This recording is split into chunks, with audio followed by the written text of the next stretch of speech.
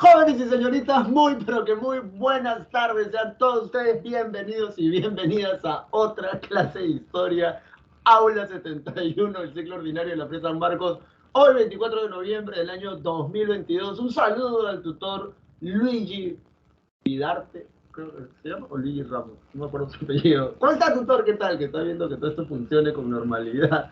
Muy buenas tardes a cada uno de ustedes que nos están escuchando hoy a estas horas de la tarde, que por cierto ha hecho un día precioso, con sol, así hace cerca el verano. Estamos en primavera, ¿sabían? Aquí en la costa peruana.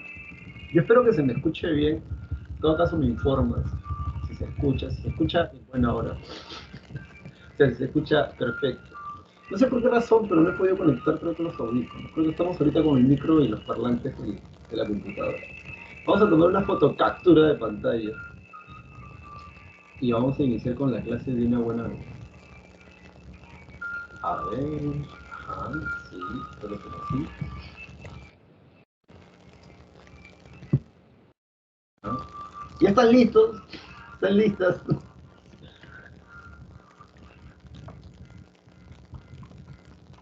Todo bien, gracias. Domínguez,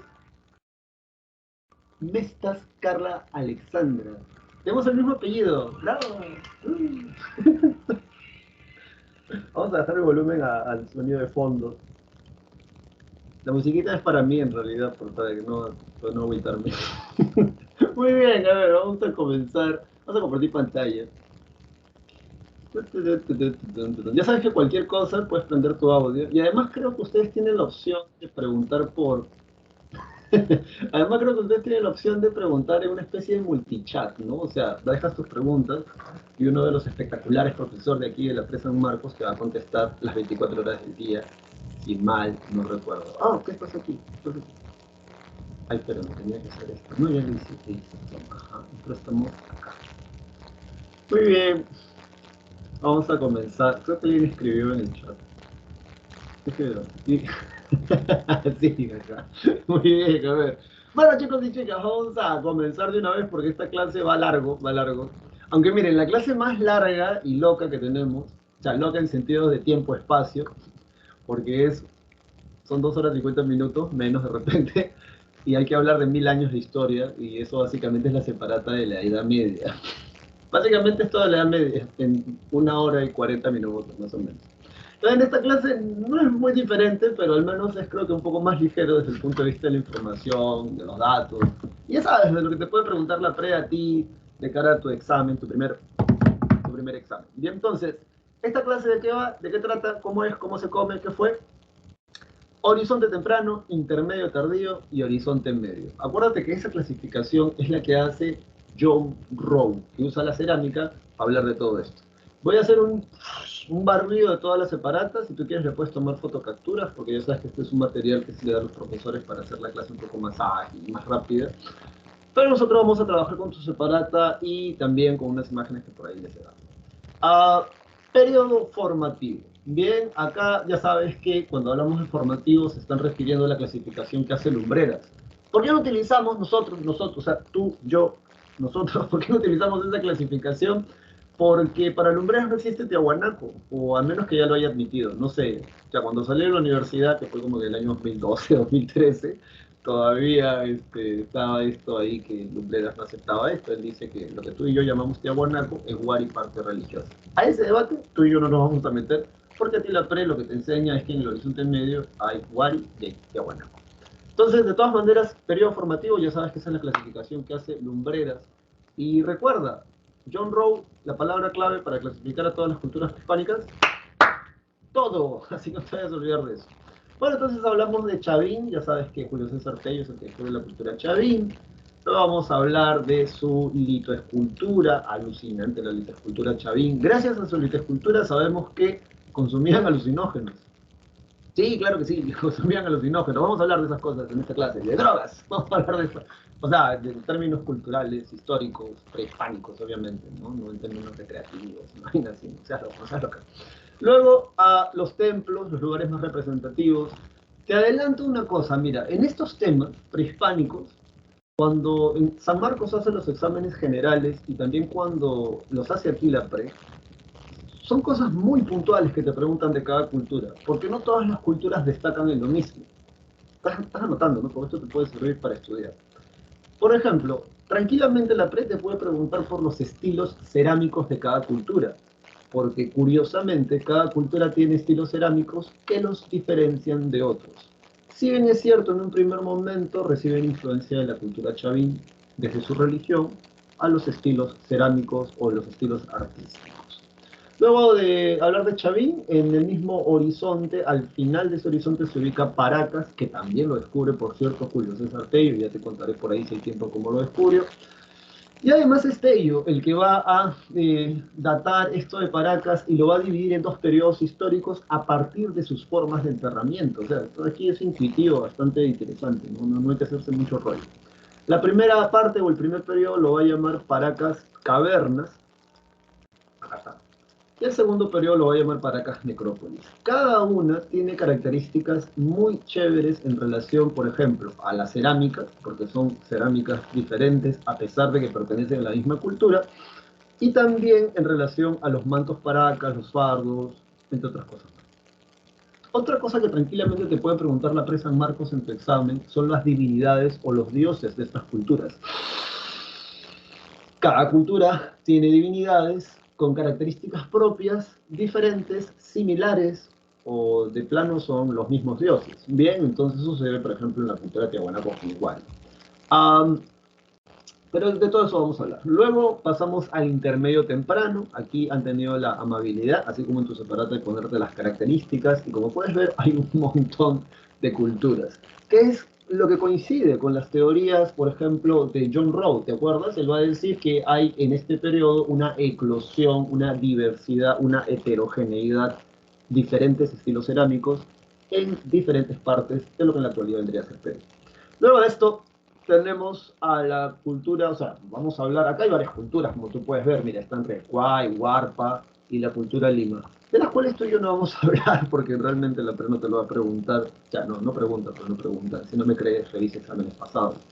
¿Y por qué no pregunta, profesor? O sea, porque, ya sabes, a ti te tocan solo 5 preguntas de historia, entonces no te vamos a preguntar datos muy específicos, porque tampoco preguntamos datos, ¿no? Ya sabes que lo que aquí preguntamos son causas, características, consecuencias, y que si bien es cierto, tú tienes que aprenderte los datos, las preguntas lo que tratan de hacer es de mover más habilidades cognitivas dentro de tu cabeza como análisis, síntesis, comparación, y eso es el sistema ECO. Arrancamos con la cultura Nazca, así con ese, que va del 50 al 600 después de Cristo, y el que descubre la cultura Nazca, o el que la estudia en todo caso, el primero va a ser Max Uhle. Se sorprende mucho por la tecnología Nazca en relación a su sistema de galerías filtrantes. O sea, esto, bueno, te preguntan por la cerámica, te preguntan por los dioses. Otra cosa que tranquilamente te puede preguntar la prueba en el examen general es por las tecnologías agrícolas que estas culturas desarrollaron para poder, acuérdate de este término, expandir la frontera agrícola. Profesor, ¿qué es expandir la frontera agrícola? Tranquilo, tranquila, eso lo vamos a ver en esta clase. Pero básicamente esto le va a sorprender a John Rowe, al Max Uhle, ¿bien?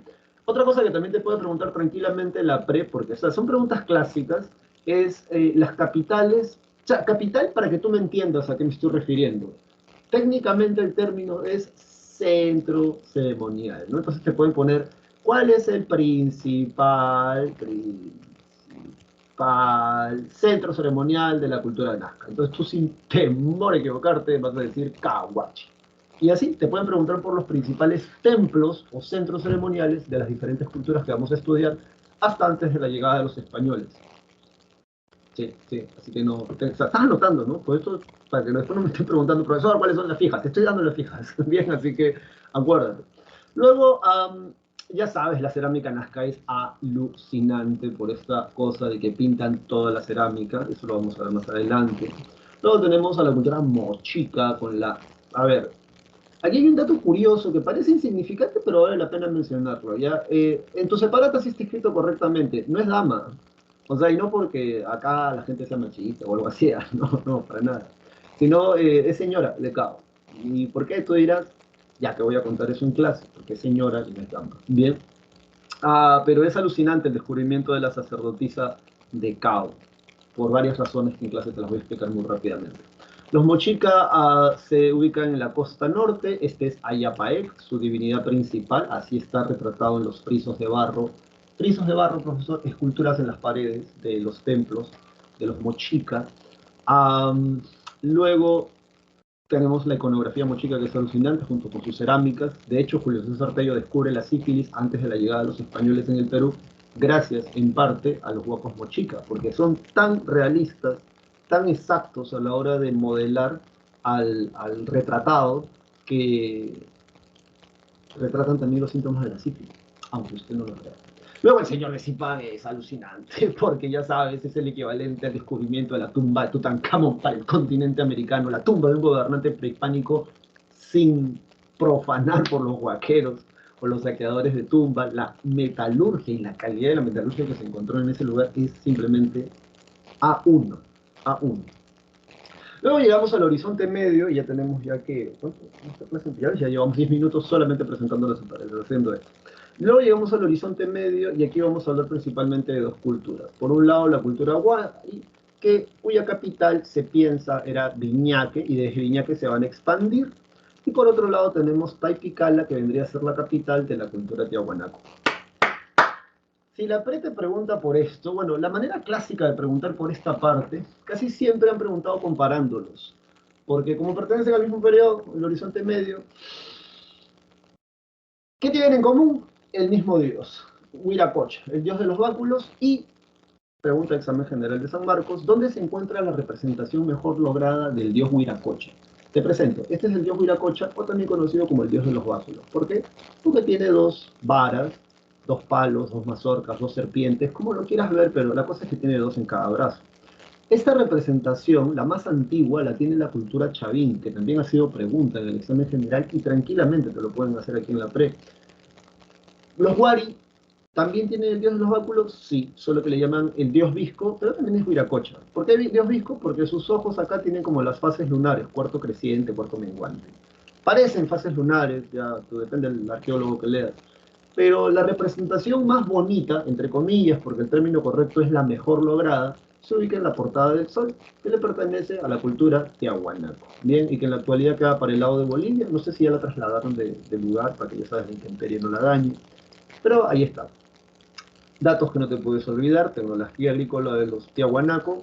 Primero, los camellones o guaru, y luego el control vertical de pisos ecológicos para poder acceder a estos recursos naturales que no crecen en el altiplano andino. Cerámica representativa, los queros. Para el imperio Wari, una cosa que los diferencia de los tiahuanaco es que los tiahuanacos se expanden por prestigio religioso. En cambio, los Wari se expanden a la guerra, a la mala, pegándote. Bien. De hecho, la élite gobernante Wari es una casta militar, como dice aquí. O sea, no son sacerdotes. En el caso de los tiahuanacos, sí. Se les atribuye la construcción de andenes, o sea, los más antiguos. Usan quipus, aunque los quipus ya vienen desde Caral, de hecho. Y son famosos por esto. Bien, a ver, míralo acá. De una vez, sí, porque de repente, ya, mira, cuando lleguemos a Tiahuanaco Wari, ya la clase estamos corriendo. Bien, te lo adelanto así para que no te molestes.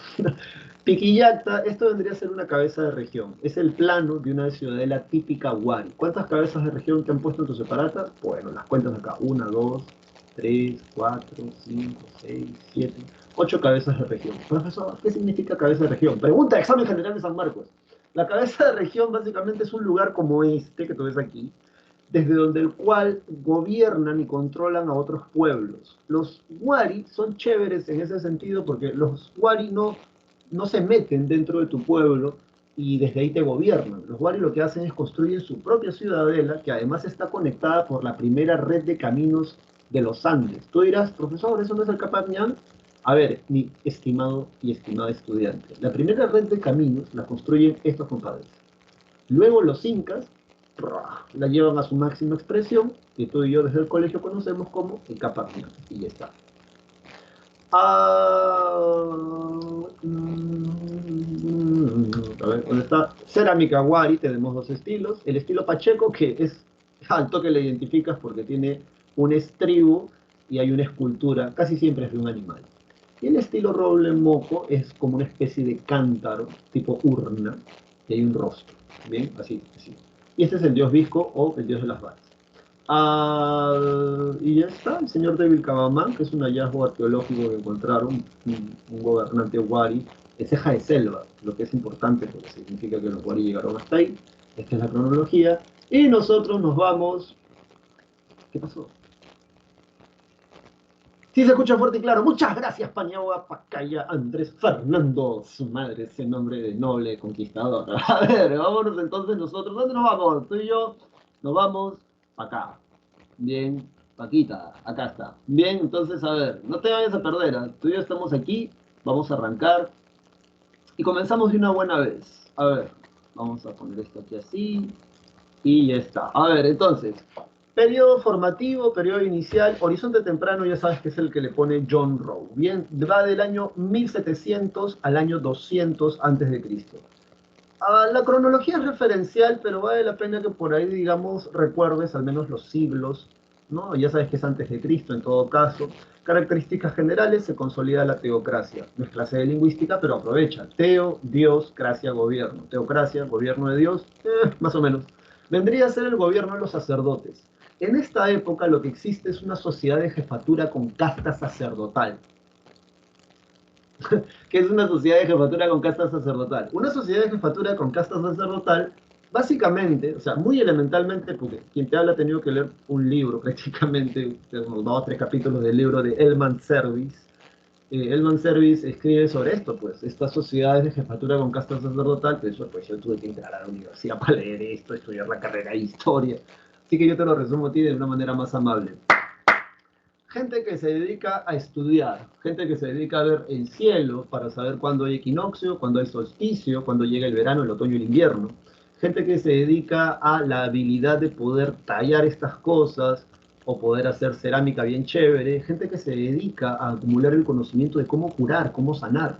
Gente que se dedica al vacilón de cómo levantar templos o relojes solares. Aquí hay un reloj solar muy famoso, aquí en la costa limeña, que por cierto es más antiguo creo que del Perú, si no es que de América. Me olvidé el nombre de ese reloj solar. Pero básicamente todo eso lo hace no toda la gente.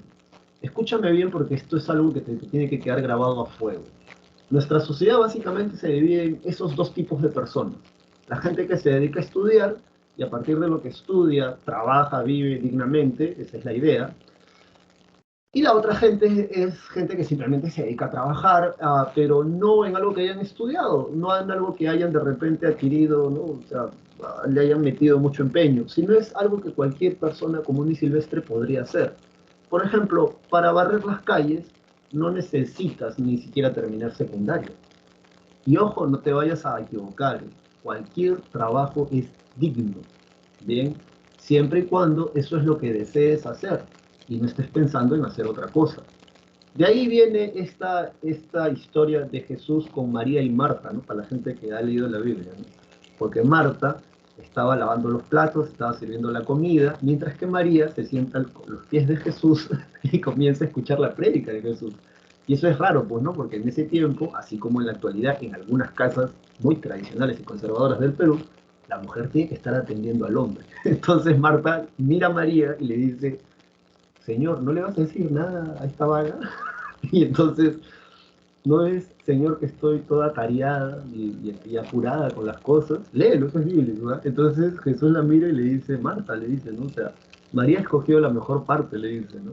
Y el problema, o sea, y el detalle está en eso, ¿no? O sea, cualquier trabajo es digno. El detalle está en que tú quieras, en que tú trabajes en algo que no quieras hacer. Bien, ese es el problema de mucha gente en la humanidad en la actualidad. Se supone que tú estás estudiando para ingresar a una carrera que realmente quieres estudiar. Confucio decía, trabaja en lo que te gusta y nunca tendrás que trabajar en tu vida. Marta, lo que estaba diciendo, se estaba quejando porque tenía celos de que María estuviese ahí sentada, porque ella también quería estar sentada, ¿no? Entonces, ese es el detalle y esa es la enseñanza de ese pasaje bíblico. Entonces, la sociedad se divide más o menos, para esta clase, la explicación es para ti, ¿no? O sea, no quisiera que nos hagan después tendencia en alguna red social y digan, no, mira, este tipo está diciendo estas cosas. La clase es para ti, es para ustedes, para el aula 71, aquí del ciclo ordinario, y a mí lo que me interesa es que tú te aprendas esto. Las sociedades de jefatura entonces son eso, son un grupo de personas que se dedica a acumular conocimiento y que con el tiempo son estas personas las que van a vivir en los templos, porque además ellos las construyen. No que ellos con sus manos las construyen, sino que ellos dirigen al pueblo y le dicen, eso se hace así, eso se hace así, hazlo así, ¿no? Entonces, lo hacen así, y ya sabes, los templos más antiguos en el Perú están en la costa peruana, y luego pasan a la sierra, y ese es el caso de Chavín de Hualma. Sociedad de jefatura con casta sacerdotal. Dicho esto, tenemos una economía de agricultura intensiva gracias a la construcción de sistemas hidráulicos. Para el caso del Chavín son canales empedrados, ya vamos a llegar ahí. Pero, ¿qué es agricultura intensiva? Anota, bien, agricultura intensiva es cuando le sacas el máximo provecho a la tierra agrícola que tienes, tengas mucha o tengas poca, porque antes de estos periodos lo que hay es agricultura extensiva. ¿Qué cosa significa agricultura extensiva en términos muy simples? Tienes tierra agrícola, pero no le sacas el máximo provecho a la producción. O sea, te sobra tierra agrícola y no puedes utilizar esa tierra agrícola para producir. A eso se le llama agricultura extensiva. Tienes tierra agrícola, pero no le sacas el máximo provecho. Agricultura intensiva, intenso, eso viene porque tengas mucha o tengas poca tierra agrícola, y te informo, en toda la costa, en todo el Perú, la tierra agrícola, la franja agrícola es muy pequeña, ¿bien? ¿Por qué? Eso es clase de geografía, pero básicamente es la cadena montañosa de los Andes la responsable de esto. El detalle está que aquí se desarrolla agricultura intensiva. No te lo voy a preguntar la PRE porque de hecho ya lo he hecho. Luego en tecnología aparece la cerámica, orfebrería y el telar. Chévere. Surgen además las altas culturas. Y ya está. Vámonos luego para acá. Dice aquí formativo. Bueno, en este periodo, esto ya sabes que es la clasificación de lumbreras, ¿bien? En el formativo él lo divide en 3 periodos. Y él dice que en el periodo inicial está la cultura Sechín. Aquí te han puesto una litoscultura de la cultura Sechín. Vamos a subir un poco, a ver. Ahí está. Luego, Sechín y Cupisnique, ya sabes, las dos están en la costa.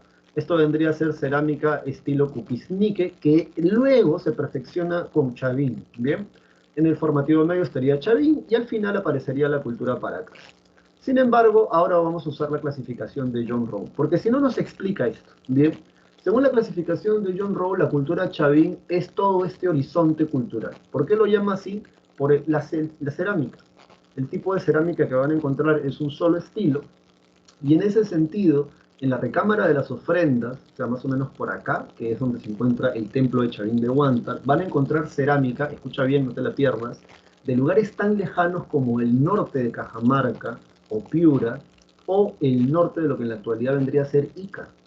O sea, agarran la cerámica, porque en el templo, acá está el templo de Chavín de Huántar aproximadamente, hay una recámara que se llama la recámara de las ofrendas, que era donde los sacerdotes tiraban en estos canales subterráneos la cerámica a modo de ofrendas al dios, se cree, se piensa, lanzón monolítico. Así le llamamos. Y cuando revisan la tierra con la cual fue hecha esta cerámica, van a descubrir que es tierra de lugares tan lejanos como Cajamarca, Piura o Ica. Bien, así es como también confirman que Chavín se expande hasta esos lugares. Ah, por cierto, el lanzón monolítico también come concha spondylus, que ya sabes que la traen desde las costas del Ecuador. Dicho esto, ¿qué cosa es lo que la PRE también te puede preguntar? Porque yo lo han preguntado antes, de hecho. Chavín de Huántar se ubica entre los valles que conforman los ríos Mosna y Huachetxca. Apréndetelo de memoria. Bien. San Marcos, de hecho, en el examen general hace 20 años atrás preguntaba, ¿entre qué ríos queda Chavín de Huántar? También han preguntado en qué callejón queda, porque en Ancash, en el departamento de Ancash, hay dos callejones, el callejón de Conchucos y el callejón de Guaylas. ¿Dónde queda Chavín de Huántar? En el callejón de Conchucos. San Marcos también ha preguntado en qué cordillera queda. Tú dirás, ¿qué, profesor? Lo que pasa es que hay dos cadenas montañosas. O sea, Chavín de Huántar, el templo, está construido entre dos cadenas montañosas, la Cordillera Blanca y la Cordillera Negra. Esta se llama la Cordillera Negra porque el tipo de piedra que tiene no permite que se condense o se forme, no permite que se forme el hielo. En cambio, en la Cordillera Blanca sí se acumula el hielo. Y en ese sentido, el templo de Chavín de Huántar está en la Cordillera Blanca, mirando al oriente peruano, o sea, a donde nace el sol. Ya sabes, todo esto es la selva peruana, este es el oriente peruano, el sol, entre comillas, nace del este, bien, y va al mar al atardecer en el oeste. ¿Sí? Entonces, acuérdate de eso. Importancia, y esto lo va a decir Julio César Tello, es la primera síntesis de los Andes, primera cultura panandina. No es clase de lingüística, pero aprende. Pan, sinónimo de todo. Andes, todos los Andes. Bueno, tú ya sabes que la cadena montañosa va desde Venezuela, Colombia hasta Chile, Argentina. Pero este término hace alusión a los Andes que conforman nuestro territorio. Bien, como tú puedes ver aquí en esta cadena montañosa muy pacharaca que he dicho. Es más de la mitad, ¿no? Así que por eso le llaman la primera síntesis panandina. Es bastante sencillo, escúchame.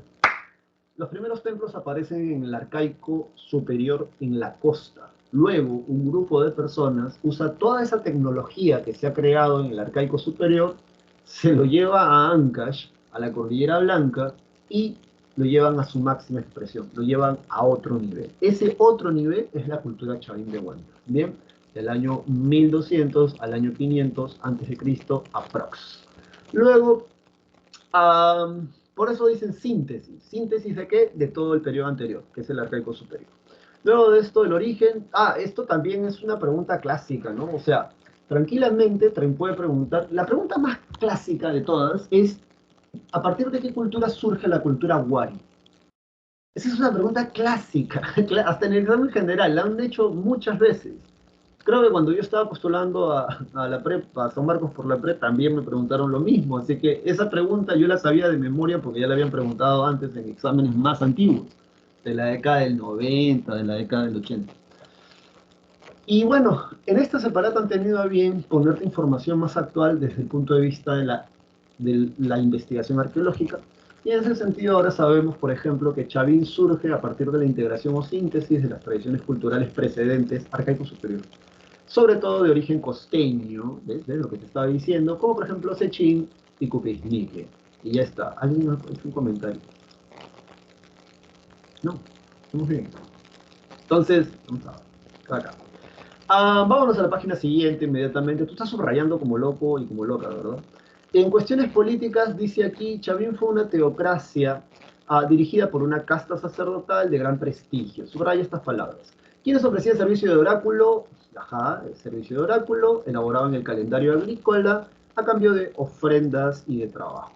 Lo que convirtió a Chavín en el principal centro de peregrinación. Fue el principal destino de peregrinación religioso durante el periodo formativo. Eso está perfecto.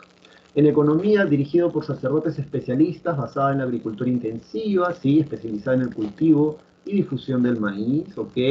Construcción de extensa, ya, esto sí, también subráyalo, y ahora vamos a hablar de esta extensa red de canales de regadío para la expansión de la frontera agrícola y el excedente productivo. Esto es muy importante y ahora te voy a ejemplificar eso. Esta es una litoescultura que trata de ejemplificar a un sacerdote chavín, ahí tú lo ves todo aparicenti, o sea, todo así súper blanco, o sea, él está yendo a los Met Gala, para la gente que sepa qué cosa es un Met Gala. ¿Qué cosa tiene aquí este sacerdote chavín? Además de tener un cabellos de serpientes, tiene un cactus llamado el cactus San Pedro, que es un alucinógeno. Y acá ya la cosa se pone interesante. Mira, escúchame, me voy a tomar 10 minutos de la clase para explicarte esto. Primero porque eres mi estudiante. Y como tal, mi chamba, más que llenarte esto de más datos, porque los datos están en tu separata, es tratar de que tú entiendas todos estos datos. ¿Bien? ¿Para qué? Para que cuando te hagan las preguntas, tú de una manera mucho más eficiente puedas responderlas. Y además puedas recordarlas mejor. Entonces, 10 minutos de esta clase viene para esta explicación. ¿Qué explicación? La pregunta es esta. ¿Por qué? Escúchame bien. ¿Por qué alguien que vive en la costa de Ica, donde hace un calor rico y sabroso casi todo el año, o en la costa de Piura, iría a peregrinar hasta Chavín de Huántar en el año 500 o en el año, claro, a ver, ¿qué año? En el año, la época de máximo apogeo de Chavín, en el año 900, 800 antes de Cristo. Bien, eso es la pregunta que vamos a tratar de contestar ahora. Y para eso les había preparado esto que está acá. Ajá, entonces aquí está el mapa del Perú, o sea, tienes que conocer el mapa del Perú. No por las puras en el colegio te decían, pon tu mapa del Perú detrás de tu cuaderno de cívica, historia, geografía, pero ahí está. Características generales, Chavín como síntesis cultural, eso es una palabra que Julio César Tello, ya sabes, teoría autocronista. Aparición de la cerámica, difusión de las edificaciones escalonadas, homogeneidad cultural y religiosa. Esto, ojo, no está en tu separata, esto yo te lo estoy dando así porque ustedes me caen bien. ¿Bien? ¿Qué más? Homogeneidad cultural y religiosa. ¿Por qué se dice que hay homogeneidad cultural y religiosa? Porque acá, desde Ancash hay una sola gran religión que llega desde Piura, Cajamarca hasta el sur en Ica. Luego, generalidad del cultivo del maíz, perfeccionamiento de las tegas de riego artificial, jefatura, ya ves, es una sociedad de jefatura con casta sacerdotal como forma de organización política y Chavín como principal centro de peregrinación. Entonces, a ver, ¿dónde estás? Acá. Bien, entonces creo que esto va a ser útil. Sí, esto va a ser útil. A ver, la pregunta es esta, ¿no? ¿Por qué gente que vive en lo que vendría a ser en la actualidad, por ejemplo, el norte de Ica, otro color necesitamos, iría a peregrinar hasta donde se encuentra el templo de Chavín de Huáncara? Acá no, acá. ¿Por qué? ¿Cuál es la razón? ¿Cuál es el motivo? Y bueno, el motivo casi siempre es este que voy a tratar de graficar en la pizarra. Expandir la frontera agrícola. ¿Cómo, profesor? Mira, la frontera agrícola es el límite máximo de producción que cualquier pueblo o cultura o civilización agricultora del planeta Tierra alguna vez en su historia ha tenido que superar. Gracias a este problema, más bien, se inventan justamente todas estas tecnologías de tipo técnicas de regadío, canales de irrigación, etc. ¿Qué cosa significa expandir la frontera agrícola? Escúchame, por favor.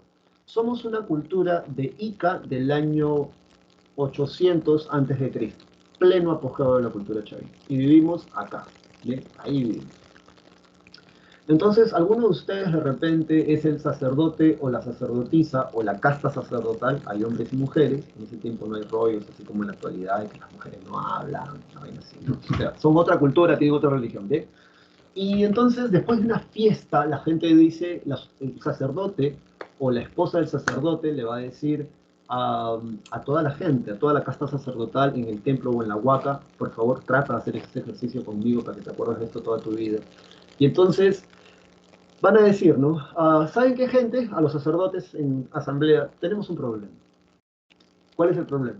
Bueno, el problema es que he contado a la población y he calculado, aritméticamente, haciendo una progresión, que de aquí a unos años nos va a faltar comida.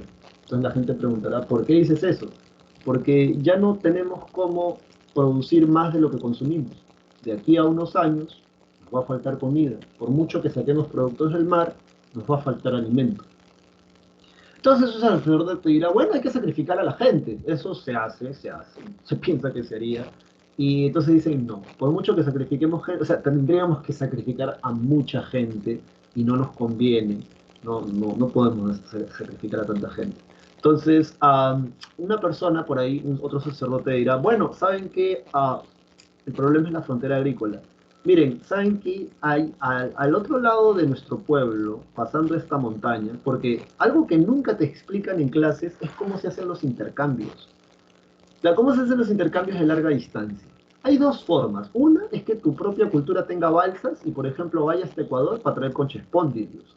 Pero eso viene muy probablemente en periodos posteriores. Porque recuerda una cosa, en estos años, 800 a.C., no hay policía, no hay derechos humanos, no hay organización mundial, no hay un gobierno central. Y por lo tanto, las leyes se rigen en función de quién está mejor organizado y solamente esas leyes existen dentro de tu pueblo.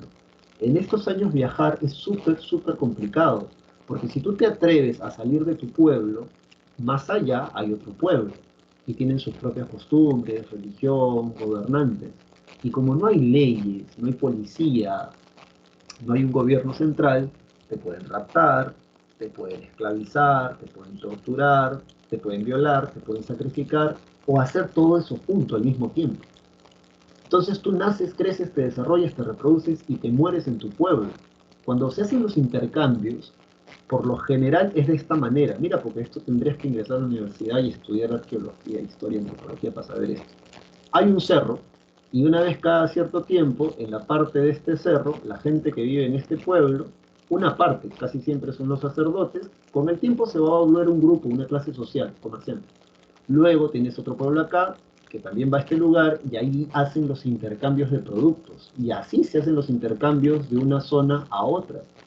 Así se hacen los intercambios, mayoritariamente. Y después cada uno se devuelve a su lugar, hasta que aparezca el ejército conquistador, que eso viene en el periodo siguiente.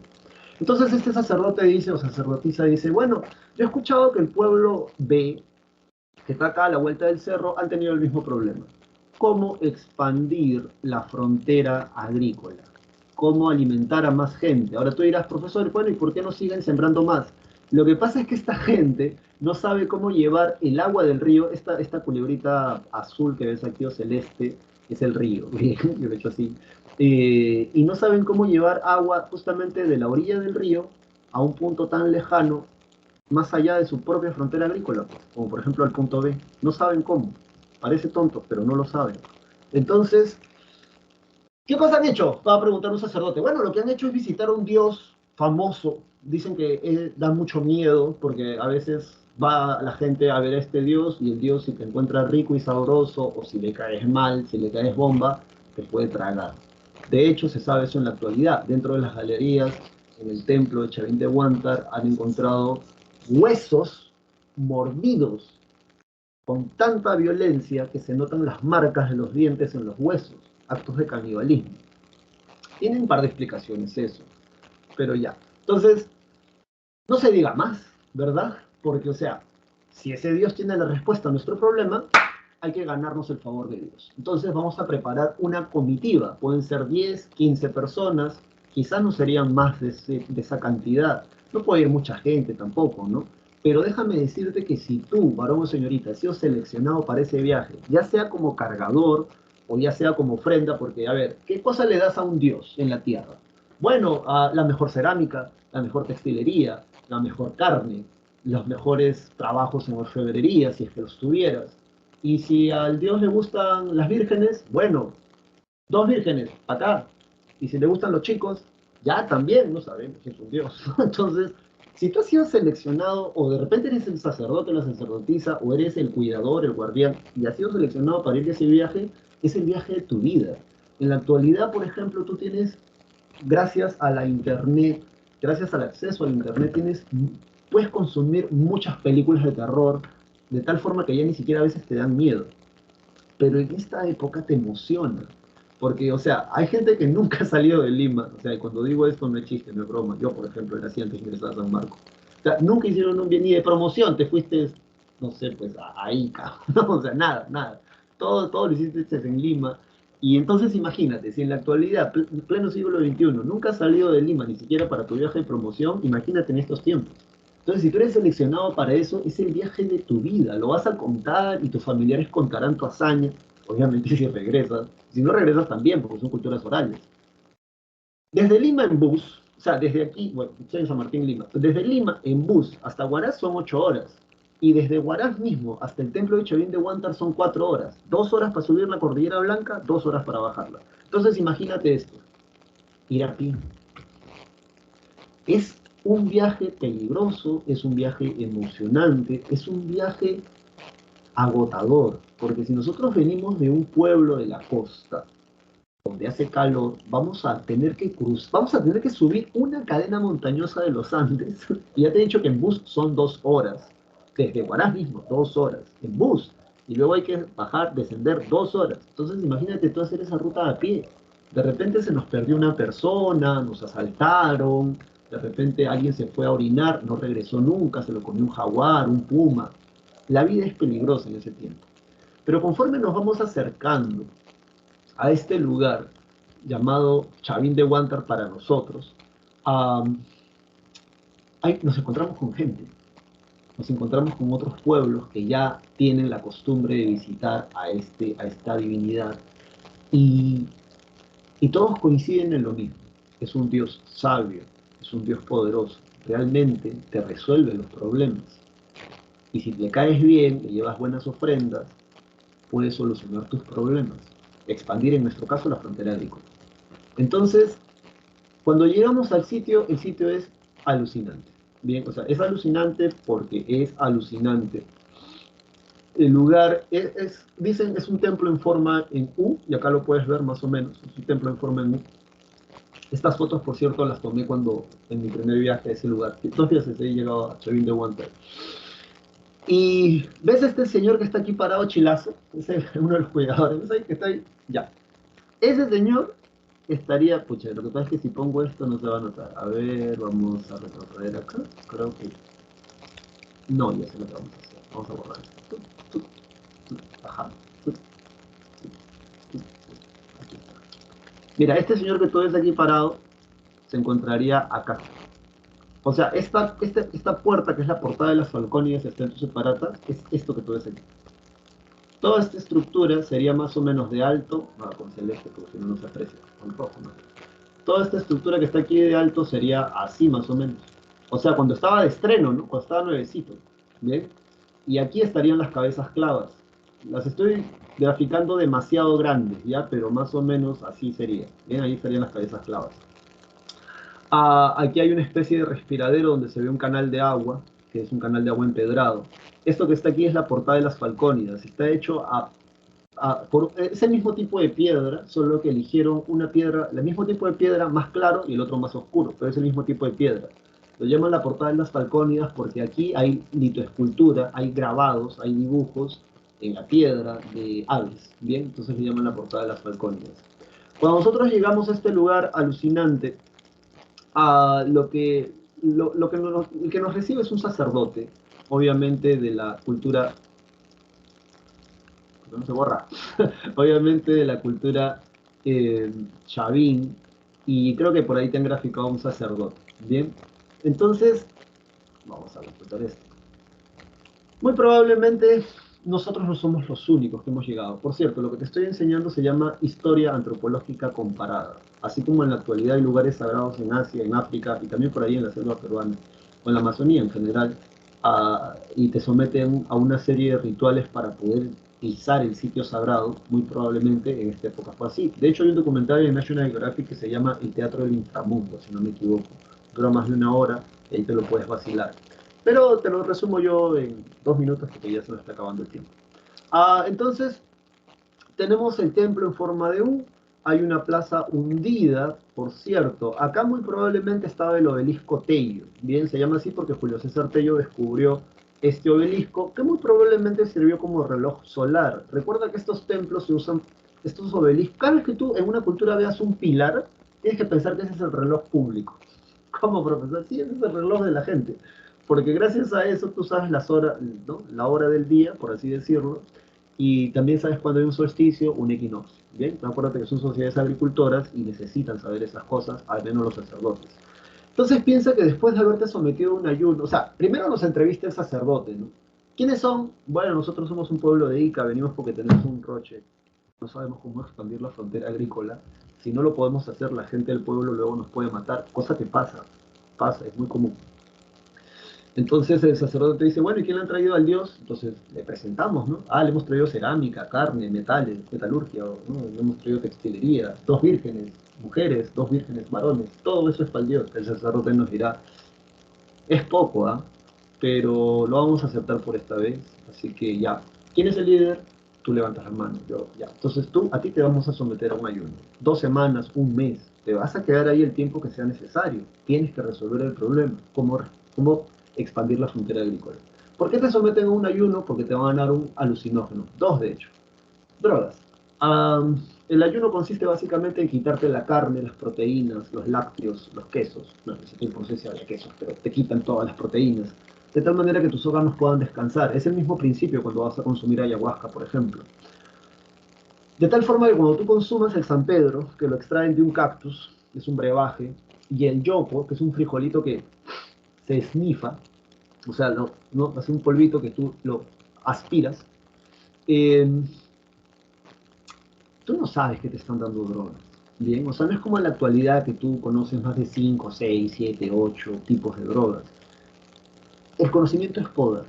Entonces, en un ritual, muy probablemente en la noche, en este ritual, muy probablemente en la noche, hay sacerdotes chavín acá, tocando pututus, aquí están los sacerdotes más alucinantes, aquí solamente un pequeño grupito de personas se mete, eso se sabe por la posición o la disposición de las cosas.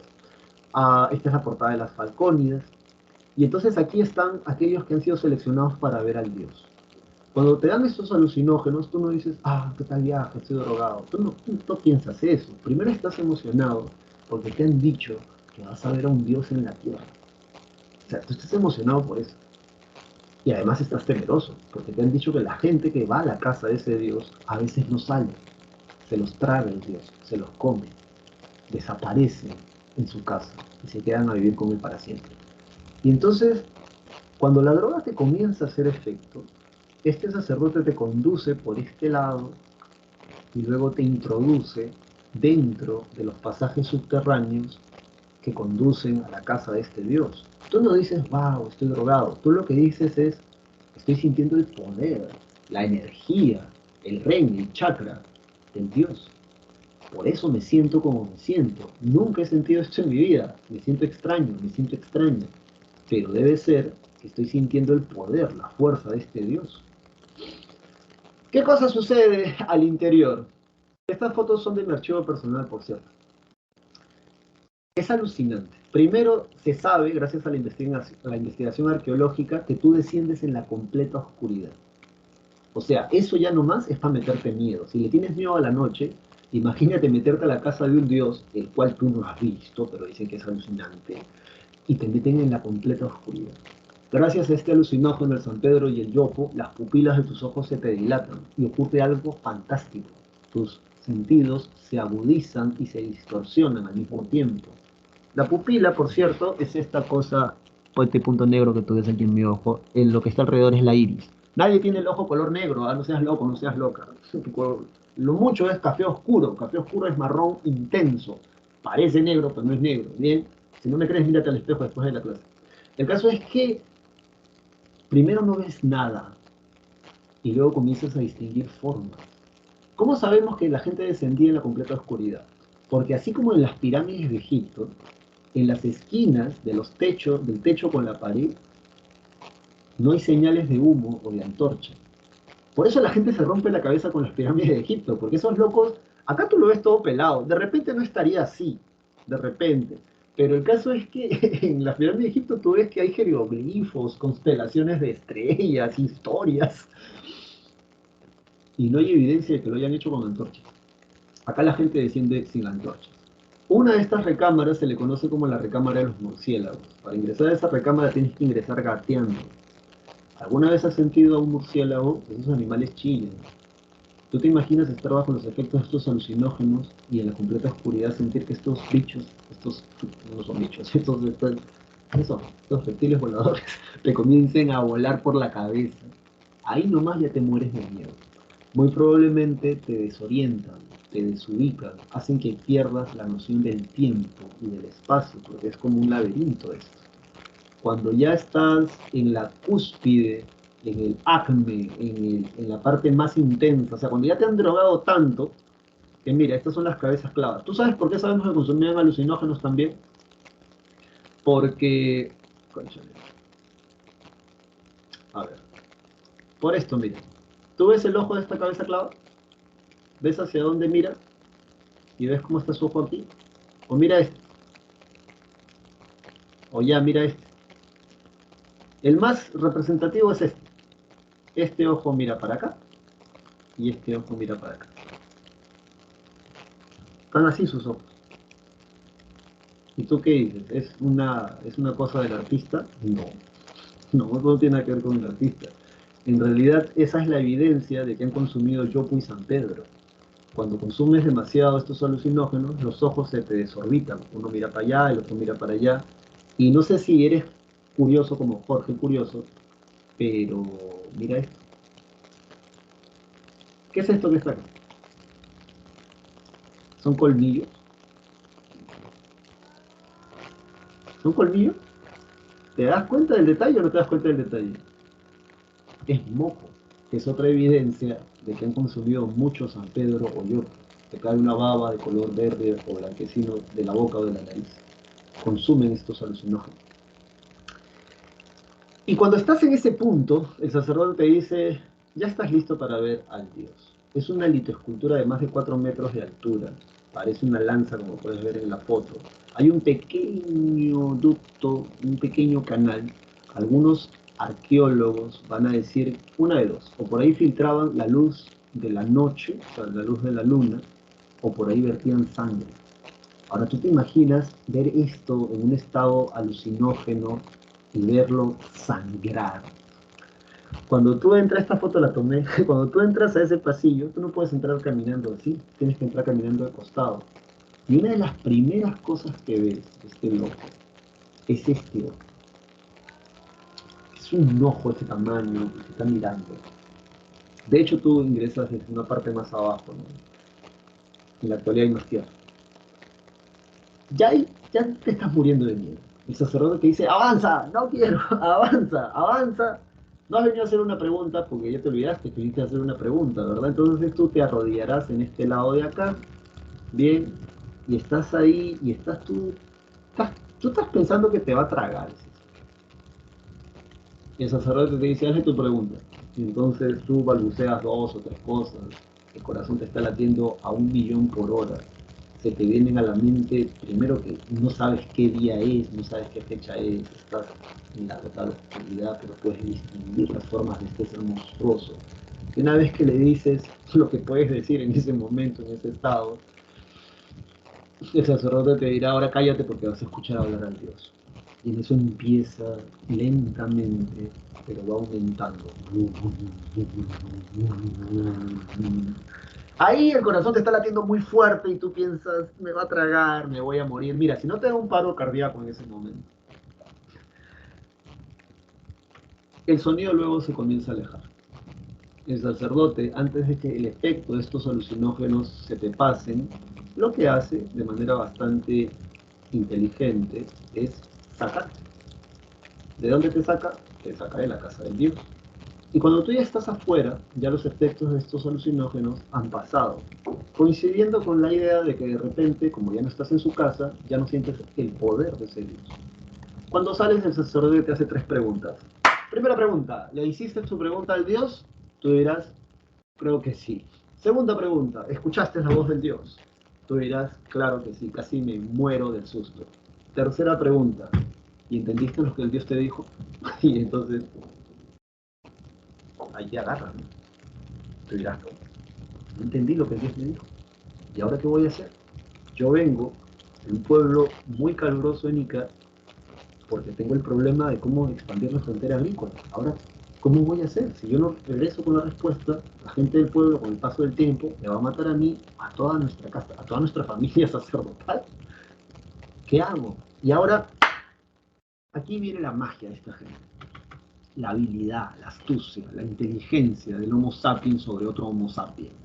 El sacerdote te dice, mira, yo no tengo la sabiduría que el Dios tiene. Yo no tengo ese poder ni esa fuerza. Pero nosotros, los sacerdotes Chavín, tenemos una habilidad. Y esa habilidad es que hablamos el mismo idioma que el Dios. Así que yo te voy a traducir lo que el Dios ha dicho. Y te dará la respuesta de cómo expandir la frontera agrícola. Llevarán a un discípulo Chavín, o a un sacerdote Chavín, peregrinará con nosotros hasta nuestro pueblo, y este tipo nos dirá de una manera sagaz cómo hacer canales empedrados desviando parte del río para llevar agua desde el punto A hasta el punto B y así poder expandir la frontera agrícola y aumentar nuestra producción y que nuestro pueblo pueda comer por un par de cientos de años más. Ese es el vacilón de los sacerdotes chones. Una vez un estudiante me dijo, profe, pero ¿qué tal estafa? ¿Por qué hacen toda esa vaina? No pueden decir, bueno, nosotros sabemos cómo hacerlo, así que... Pero imagínate tú, pues. Imagínate que tú sabes cómo hacer canales empedrados como los sacerdotes chones. Entonces, tú dices, bueno, yo sé cómo hacerlo. Te llegas al pueblo de Ica, ¿no? En este hipotético caso. Entonces tú le dices a los sacerdotes de la Huaca, del templo, yo sé cómo expandir la frontera agrícola. Yo les voy a decir, pero antes denme cerámica, textilería, orfebrería. Trátenme como la última chupada de mango que soy, porque yo sé cómo hacer esas cosas. Además me gustan las mujeres y los hombres vírgenes. Un par de ellos para que sean mis esposas, mis amantes y mis esclavas. En estos años no hay policía, no hay derechos de autor, no hay nadie quien te defienda.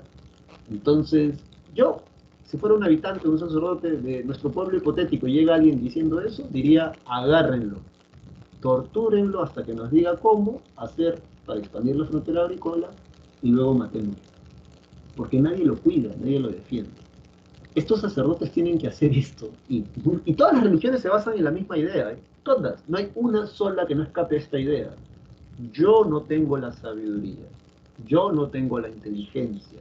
Yo no tengo el poder. Dios o los dioses son los que tienen la sabiduría y el poder. Mi única habilidad es ser un mensajero de Dios. Mi única habilidad es transmitir la palabra de los dioses. Porque tú me puedes matar a mí, pero el Dios va a seguir existiendo y te va a castigar a ti por haber matado su instrumento de comunicación del cielo con la tierra.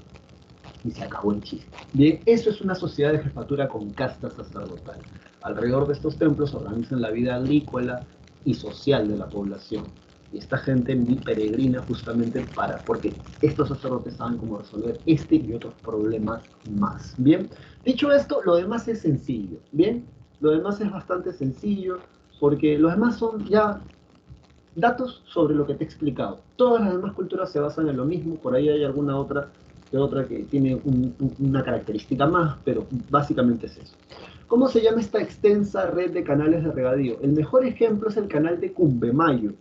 El canal de Cumbemayo, anótalo por ahí, Cumbemayo. El canal de Cumbemayo es un canal que se encuentra a 19 kilómetros de la ciudad de Cajamarca, a más de 3.500 metros sobre el nivel del mar. Este canal de Cumbemayo, anota, canal de Cumbemayo, es un canal que no es recto, ¿eh? Es un canal en zigzag, y lo que es loco, desde mi punto de vista, es que no sirve para la agricultura por la altura en la que se encuentra, más de 3.500 metros sobre el nivel del mar. Tiene aproximadamente 50 centímetros de profundidad por 30 de ancho o al revés, pero la cosa es que está completamente empedrado. Algunos arqueólogos piensan que por ahí los sacerdotes verterían agua y esta se evaporaría con el sol, y esta agua contendría elementos alucinógenos que luego formaría vapores alucinógenos para inhalarlos. Bien, luego nadie me preguntó, pero yo te lo digo. ¿Cuál es la voz del lanzón monolítico? Debajo de estas galerías subterráneas, debajo de estas galerías subterráneas, debajo de esto, que ya está en el subsuelo, ¿no? Debajo de eso hay canales empedrados. Los arqueólogos han descubierto que deben de haber aproximadamente más de 25 kilómetros de canales empedrados. Han limpiado 16 aproximadamente. Cuando los han limpiado, han descubierto que estos canales desvían agua del río Mosna o Huachetka. Abren las compuertas de piedra y el agua se mete por estos canales empedrados. Y cuando chocan con las paredes de piedra, generan efectos sonoros al interior del templo de Chavín de Huántar, dándole la voz al lanzón monolítico. Es una cosa alucinante realmente. No se me sorprende. Dicho esto, a este lanzón monolítico muy probablemente tiene una triada, algunos arqueólogos le llaman la triada andina, porque es un ave, un reptil, y es el otro tipo. Hay una especie de felino, bien atascado. Es un ser antropomorfo, con garras y cabellera de serpiente, que conecta el cielo con la tierra. ¿Dónde está? Estaba acá. Bueno, tú lo lees. Ya sabes que tú tienes que leer todo. Dicho esto, así se ve el lanzón monolítico de frente, así lo ves en la vida real, o sea, es una litoescultura, que como tú puedes ver tiene incisiones. ¿Dónde está? No lo saqué. Ya puede llegar, pero tiene incisiones. Bien, ¿qué son incisiones? Son surcos, que es lo que tú puedes ver allí. Luego de esto, es una construcción en templo de U, ya tú lo demás eso lo lees. Bien, sobre la litoescultura, esta representa el dios de los báculos. Por favor, acuérdate de esto, ¿bien? El dios de los báculos, o el dios Huiracocha de la cultura chavín, es la representación, o sea, es la imagen más antigua. Eso lo ha preguntado San Marcos en el examen general y tranquilamente te lo puede preguntar la fe. Se le llama la Estela Raimondi, es este que está acá. Bien, tiene dos varas o dos mazorcas, como puedes ver aquí. Está en tu separata, ¿no? Tiene dos ojos, ahí está. Bien, tiene una cabellera así de serpientes, ojos. Este que está acá es el obelisco Tello, fue descubierto por Julio César Tello y representa dos animales, uno femenino y otro masculino. Algunos dicen que puede ser un caimán, otros dicen que puede ser un dragón, hembra y macho. ¿Cómo se sabe? Tienes que ver la imagen de cerca para que puedas notar las partes femeninas, masculinas de estos animales. También hay representación del maní, San Pedro y eso. Ah, pero creo que estas imágenes las tengo aquí, a ver. Si las tengo aquí, ¿para qué te las estoy describiendo? Bueno, estas son las cabezas clavas. Se le llama cabeza clava porque acá, detrás de esto, hay uno de estos. Acá sí. De hecho, aquí puedes verlo.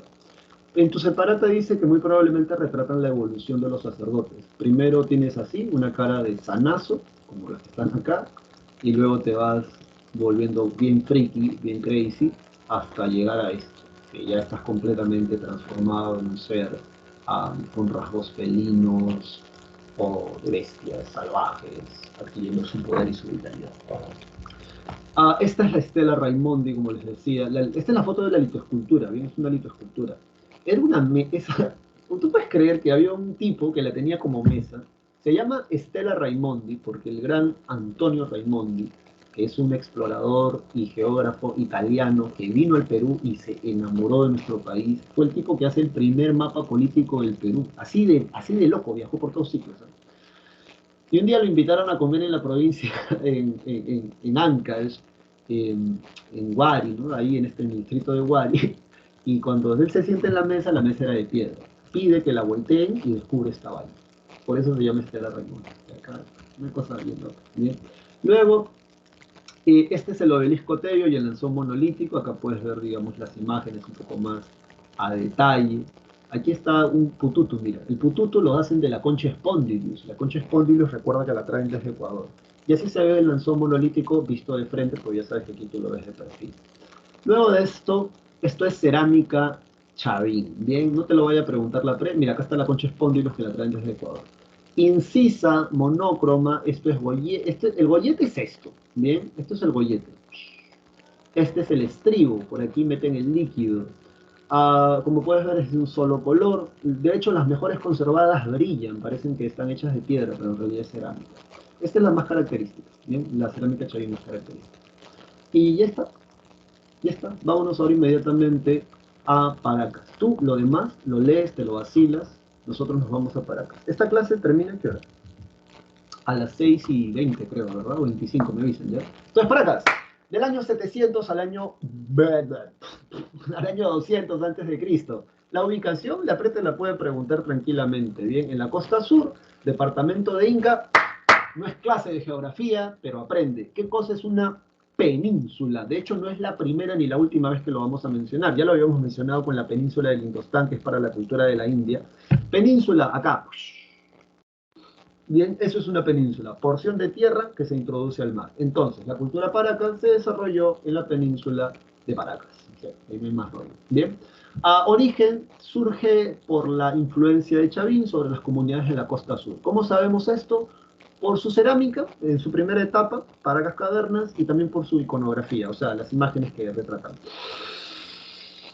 Política. Desarrollaron un gobierno teocrático, o sea, una casta sacerdotal, pero en etapas más tardías destacaron jefes guerreros. Escribe ahí, ¿ya? Porque como puedes ver, ahí no termina en un punto. Todas terminan en un punto. Bueno, acá no termina en un punto, pero ahí agregas tus jefes guerreros, ¿bien? Luego de esto, esta es la representación de un guerrero portador de una cabeza trofeo. Sí, ahí si le haces un zoom, vas a poder ver que aquí en su mano tiene una cabeza trofeo. ¿Sí? Y acá también tiene cabezas trofeo, mira. ¿Para qué, profesor? ¿Por qué hacían eso? Ya vamos a explicar eso, pero con los Nazca, que es donde se ve, que son herederos de los Paracas Micrópolis, por cierto. ¿Cómo se descubre la cultura Paracas? A ver, primero vamos a ubicarnos en el mapa del Perú, ¿no? O sea, es importante. De hecho, antes, cuando las clases usaban otra plataforma, lo que hacía era que uno de ustedes, así, ubicara eso. Entonces nosotros, bueno, al menos quien te habla está aquí en Lima, esto es Lima, acá estoy yo. Bien. Y esta es la península de Paracas, en Ica. Bien, vámonos ahora acá. Bueno, ahí está, mira. Oh, ya para qué te lo había dibujado. Así que a ver. Julio César Tello. Cuando Julio César Tello descubre a la cultura Paracas, la descubre porque ve una vaina como esta. Tú dirás, ¿qué es eso, profesor? Eso es un manto Paracas.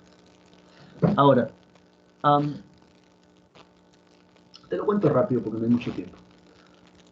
A Julio César Tello lo invitan a almorzar a una hacienda en el centro de Lima. Creo que estaba cerca de la avenida Alfonso Ugarte en la actualidad. Profesor, ¿antes habían haciendas? Claro que sí. Antes Lima eran puras chacras y haciendas, en la capital sobre todo, de la gente que tenía más plata. Bien, de hecho hasta la época de Leguía habían haciendas, ya, en el centro de Lima. Entonces, a Julio César Tello lo invitan a comer a una hacienda allá en el centro de Lima. Y cuando él está en la sala, él dice, él cuenta, que él ve una vaina como esta. Él ve un manto, un tapiz. Un tapiz es una alfombra que se pone en la pared. Entonces lo ve súper colorido, súper chévere, súper chingón, alucinante. Nunca había visto una vaina así. Y ya conocían textilería inca. Entonces él le pregunta al dueño de la hacienda, oye loco, ¿de dónde te traen eso? Y entonces Tello tenía buen ojo para estas cosas. Entonces este tipo le dice, ah, eso me lo trae tal fulano. ¿Quieres que te lo presente? Tello dice, sí, preséntamelo, por favor.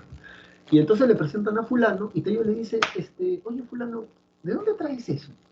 Y entonces fulano le dice, ah, eso me lo vende un campesino en Ica, un jornalero. Un jornalero es alguien que trabaja por cierto tiempo.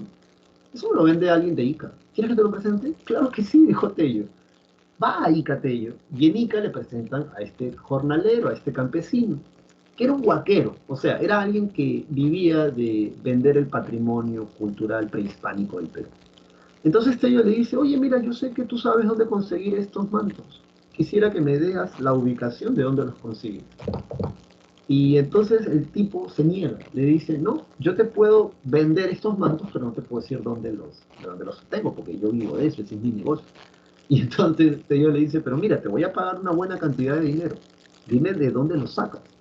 Y entonces el tipo se molesta, o sea, este jornalero se molesta y le dice, no, lo que pasa es que tú te quieres quedar con mi negocio, seguramente, tú crees que yo soy estúpido, qué cosa. Y ahí Tello ya se molesta. O sea, ahí Tello parece que pierde la paciencia y Tello le dice, obviamente algo así le dice, ¿no? Mira, ¿sabes qué? Yo soy el director del Museo de Antropología y Arqueología de Historia de San Marcos, ese que queda en Pueblo Libre. Y si tú no me dices de dónde sacas esos mantos, yo voy a hacer que te metan preso, porque lo que tú estás haciendo es vender patrimonio cultural de nuestro país. Ah, bueno, así sí te digo. Y entonces, aunque tú no lo creas, así se descubrió la cultura Paracas, por el buen ojo de Tello y, entre comillas, gracias al vaquero. Tello ve esta vaina que es alucinante y ya vamos a hablar de esto en detalle. Bien, lo primero que Tello nota, como está en tu separata, es que Paracas se puede dividir tranquilamente en dos periodos a partir de sus formas de enterramiento. Bien, la primera forma de enterramiento, llamada Paracas Cavernas, va del año 700 aproximadamente al año 500. Bien, la segunda va del año 500 al año 300 o 200. Depende de cómo esté en tu separata. Tú hazle caso, ya sabes, a tu separata. Creo que ahí está 200. Antes de Cristo, ¿ah? No te vas a paltear. Antes de Cristo. ¿Bien? Entonces, ¿por qué a esta le dicen Paracas Cavernas? ¿Por qué a esta le dicen Paracas Necrópolis? Es lo mínimo que puedes de saber y además tampoco es complicado. Tú eres pilas, así que tú lo vas a entender al toque. Primero, a esta se le llama Paracas Cavernas, dicen tiene forma de copa invertida, ¿bien? O de botella también en tu separata creo que han puesto. Y sí, pues no, parece una copa invertida, ¿bien? ¿Cuántos fardos Paracas encuentran allí? Esto es un fardo y como tú puedes ver está envuelto, parece una semilla que ponen en la tierra, te colocan en posición fetal, así como creces en el vientre de una madre, así eres devuelto al vientre de la madre tierra. Entre 5 a 8 fardos Paracas puedes encontrar por forma de enterramiento de Paracas cavernas, ¿bien? O sea, esta que está acá.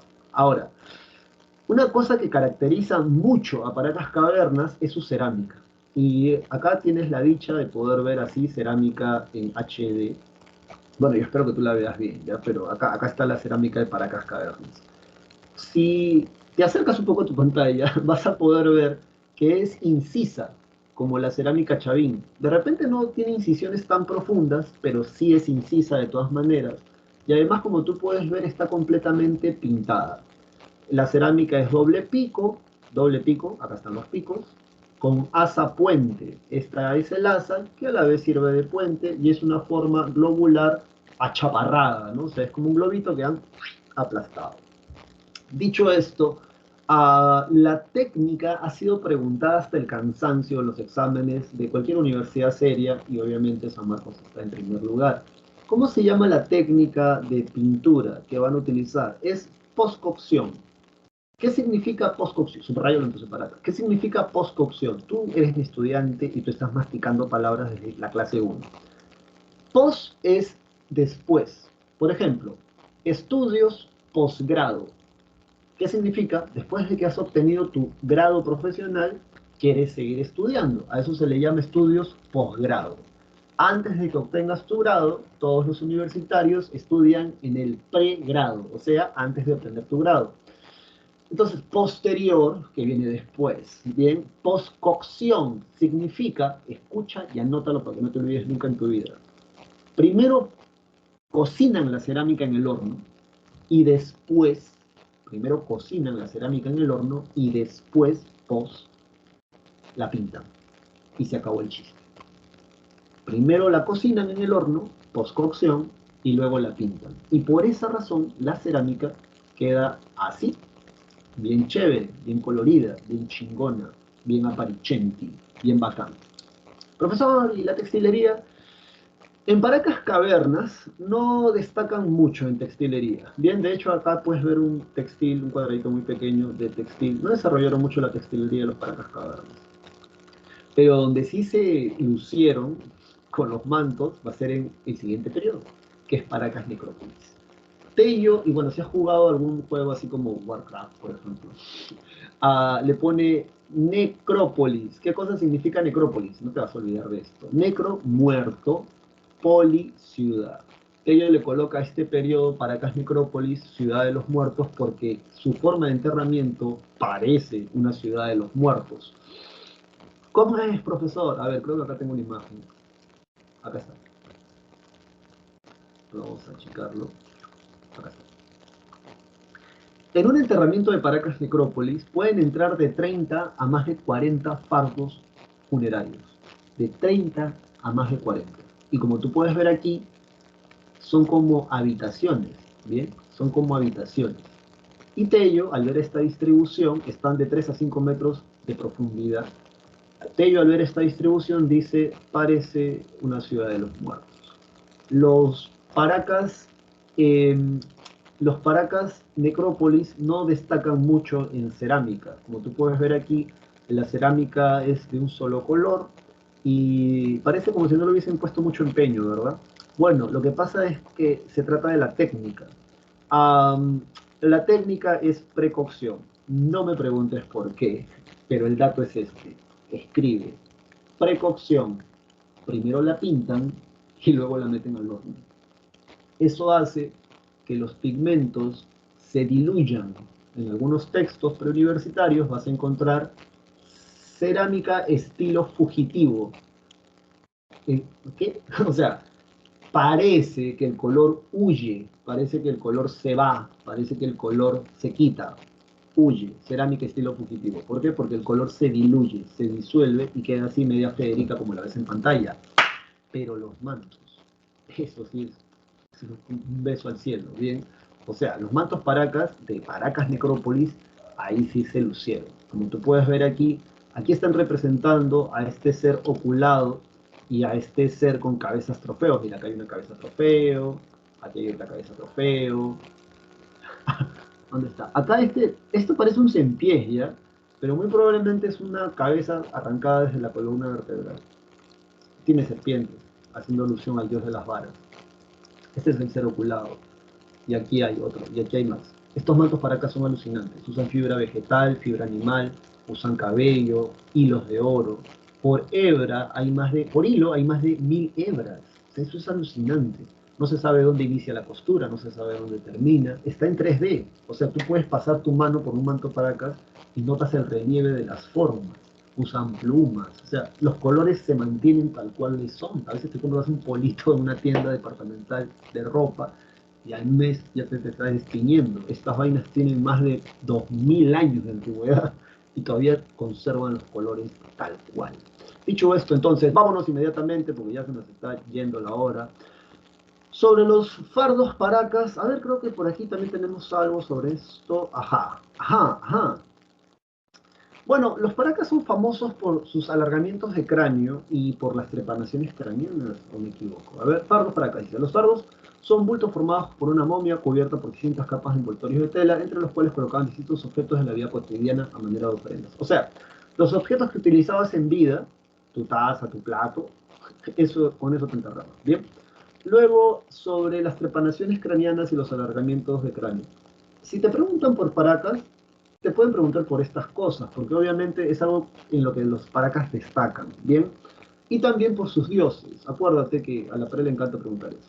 Aquí se encuentra en una textilería, vamos a ver este color, en una textilería se encuentra el dios de los báculos, que ya sabes, la representación más antigua la tienen los Chavín, con la estela Raimondi, y el ser oculado, porque tiene un montón de ojos.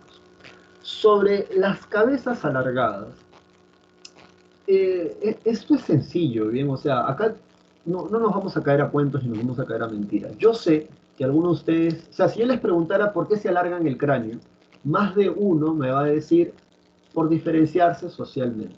Y eso está bien, pero el dato, por el dato mismo, ya te he dicho, no es útil desde el punto de vista de que te ayude a ti a entender algo. ¿Sabes por qué ellos hacen eso? Pero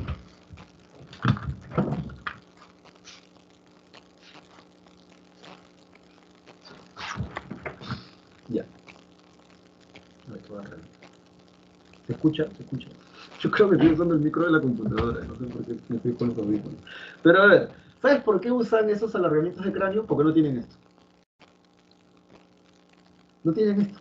Y tú dirás, ay, este proveedor. Lo que pasa es que, escúchame, no se trata de extraterrestres, alguien o de que están imitando a algún tipo de que venga de otro lado. Súper sencillo. Imagínate que tú eres un campesino o una campesina de la cultura Paracas. Entonces, estás harto de ser campesino o campesina. Tú te has dado cuenta de que la gente que vive en el templo, en la huaca, no trabaja en la tierra, no hacen cerámica, no hacen orfebrería, la gente más bien les regala productos, dirigen la misa o dirigen el rito, ellos son los que comen lo mejor y no hacen nada, o sea, desde tu punto de vista, ¿no? Entonces tú dices, yo quiero ser un sacerdote o una sacerdotisa. Entonces tú ya planeaste todo, ya has visto, seas hombre o mujer, ya has visto que durante los fines de semana, un sacerdote o una sacerdotisa se aleja bastante del pueblo, tanto que se va a un lugar que solo tú sabes dónde se va. Entonces tú ya has planeado que cuando lo encuentres solo o sola, lo vas a matar o la vas a matar. Te vas a poner toda su ropa, sus pulseras, sus chaquiras, su báculo, símbolo del poder. Y con toda su ropa de este sacerdote o sacerdotisa que tú has matado, te vas a ir a otro pueblo y te presentas como un sacerdote o sacerdotisa de la cultura paraca. Pregunta, ¿cómo hace la gente de este otro pueblo para saber inmediatamente que tú no eres realmente quien dices ser? Por esto. Porque tú te puedes poner la ropa de un sacerdote, puedes hablar como un sacerdote, puedes haberte aprendido de memoria todo el ritual, pero esta vaina es algo que tú no puedes imitar. Esto se hace desde niño o niña. Te ponen dos tablillas, te las amarran y te van deformando el cráneo. No te lo van a preguntar en la pre, pero hay 4 tipos de deformaciones craneanas. Este es el más común, porque también hay de así como que de lado, hay más redondo, hay más en punta. Hay 4 tipos de deformaciones craneanas. No te lo va a preguntar nadie, yo te lo digo como una cosa para ti. Este es su DNI, porque esta es una marca, entre comillas, que desde que naces te la van formando. No se puede imitar. ¿Bien? En la actualidad, si quieren saber que yo soy quien digo ser, me piden mi documento de identidad. Pero en esos años no hay. ¿Cómo los incas se diferencian socialmente? Al inca, o sea, basta con verlo nada más, así esté disfrazado de un campesino, basta con verlo para que tú sepas que es un inca. Los lóbulos de las orejas las tienen hasta el hombro, usan como expansores Y por esa razón los españoles, a todos los incas, hombres y mujeres, desde el más pequeño hasta el más grande, tienen los lóbulos de las orejas hasta los hombros. Por eso los españoles los llaman a ellos los orejones. Es una marca distintiva de ellos. Eso es algo que tú no puedes imitar. Bien, necesariamente alguien te lo tiene que hacer o tienes que tener un proceso muy largo para poder hacerlo. Otra marca distintiva, por cierto, es la palma de la mano. En todas las culturas, o bueno, la mayoría, hasta donde yo tengo entendido, de las culturas prehispánicas, en el continente americano, la gente te saluda enseñándote la palma de la mano, porque eso también es tu identikit. Si esa mano tiene callos, tiene bastantes callos, esa persona es una persona campesina. Si esa mano tiene callitos, pero se le ve así medio pintado de rojo, de marroncito, esa persona es alfarera. Si esa mano tiene callos, pero tú ves como que manchitas negras o grises, esa persona es orfebre, se quema cuando está forjando el metal. Y si esa mano está limpia y no tiene callos, esa persona no hace nada. Y si no hace nada, muy probablemente es de la élite. Por eso se saludan enseñándote la palma de la mano. Entonces, acuérdate de eso. Ya no tiene nada que ver con ningún tipo de cosa loca que por ahí te puedas haber escuchado. ¿No? Y eso. Luego, sobre las trepanaciones craneanas, mucha gente se sorprende. Esto lo hacen con obsidiana, por cierto. Mucha gente se sorprende porque por cada 100 trepanados sobreviven aproximadamente, por cada 100 sobreviven aproximadamente 34. O sea, eso es bastante. ¿Cómo saben que sobreviven? Porque les vuelve a crecer cuero cabelludo. ¿Bien? Les vuelve a crecer cuero cabelludo. Y así saben que ha sobrevivido. Es sumamente difícil de hacer en la actualidad una trepanación craneana, por eso también se sorprende que en ese tiempo lo hagan. Algunos dicen que lo harían sin algún tipo de medicamento o calmante, ¿no? Una cosa así. ¿Con qué cortan el hueso? Muy probablemente con cuchillos de obsidiana, sílex, bronce o cobre. Aunque el bronce, de hecho, le pertenece a la cultura tiahuanaco, así que aquí es raro. No sé. Ya sabes que cuando hacen las infografías las hacen así medias locas. Obsidiana principalmente. Bien. Dicho esto, entonces, vámonos ahora al intermedio temprano. Ya nos queda muy poco tiempo. Ya ves, como te dije, nos queda poco tiempo. Y entonces, ¿qué podemos mencionar del intermedio temprano? No hay ninguna pregunta, ¿verdad? Vamos a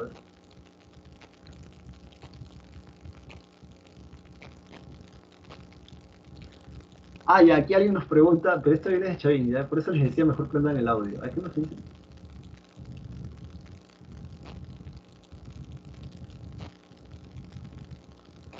Ya, ¿de dónde vienen estos actos de canibalismo? Bueno, o sea, lo que yo entiendo por la pregunta que nos ha hecho su compañero, o compañera, perdón, León Castillo, Aileen Joy Lee. ¿Cómo se pronuncia su segundo nombre? Qué interesante. Ya, pero básicamente, lo que yo entiendo por la pregunta de su compañera es que está preguntando de dónde vienen los actos de canibalismo. Bueno, hay varias hipótesis, pero digamos la más obvia desde el punto de vista de lo cotidiano, ¿bien? Porque acuérdate que como son sociedades sin escritura, tú puedes teorizar, ¿bien? O sea, tú puedes champear, tú puedes decir, yo creo que es esto. Obviamente tienes que tener algún tipo de argumento o sustento, pero cualquiera de ustedes puede teorizarlo, ya que al no haber escritura, lo que necesitaría sería una cultura o una evidencia actual para poder sustentar tu argumento, ¿bien? Porque no hay escritura, no hay una fuente primaria. Pero estos actos de canibalismo, por ejemplo, imagínate que no serías tú la única persona que está ahí metida dentro de estas galerías internas. ¿A qué me refiero? Tú eres uno más.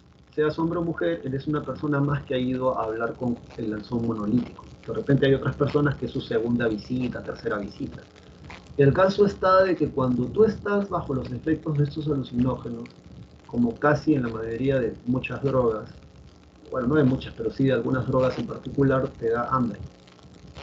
Y ahora imagínate que estos sacerdotes ingresan en la... Bueno, no es que están en la completa oscuridad, no te lo he dicho, pero en Chavín de Huántar se han encontrado unas piedras que cuando tú las pules reflejan muy bien los rayos del sol.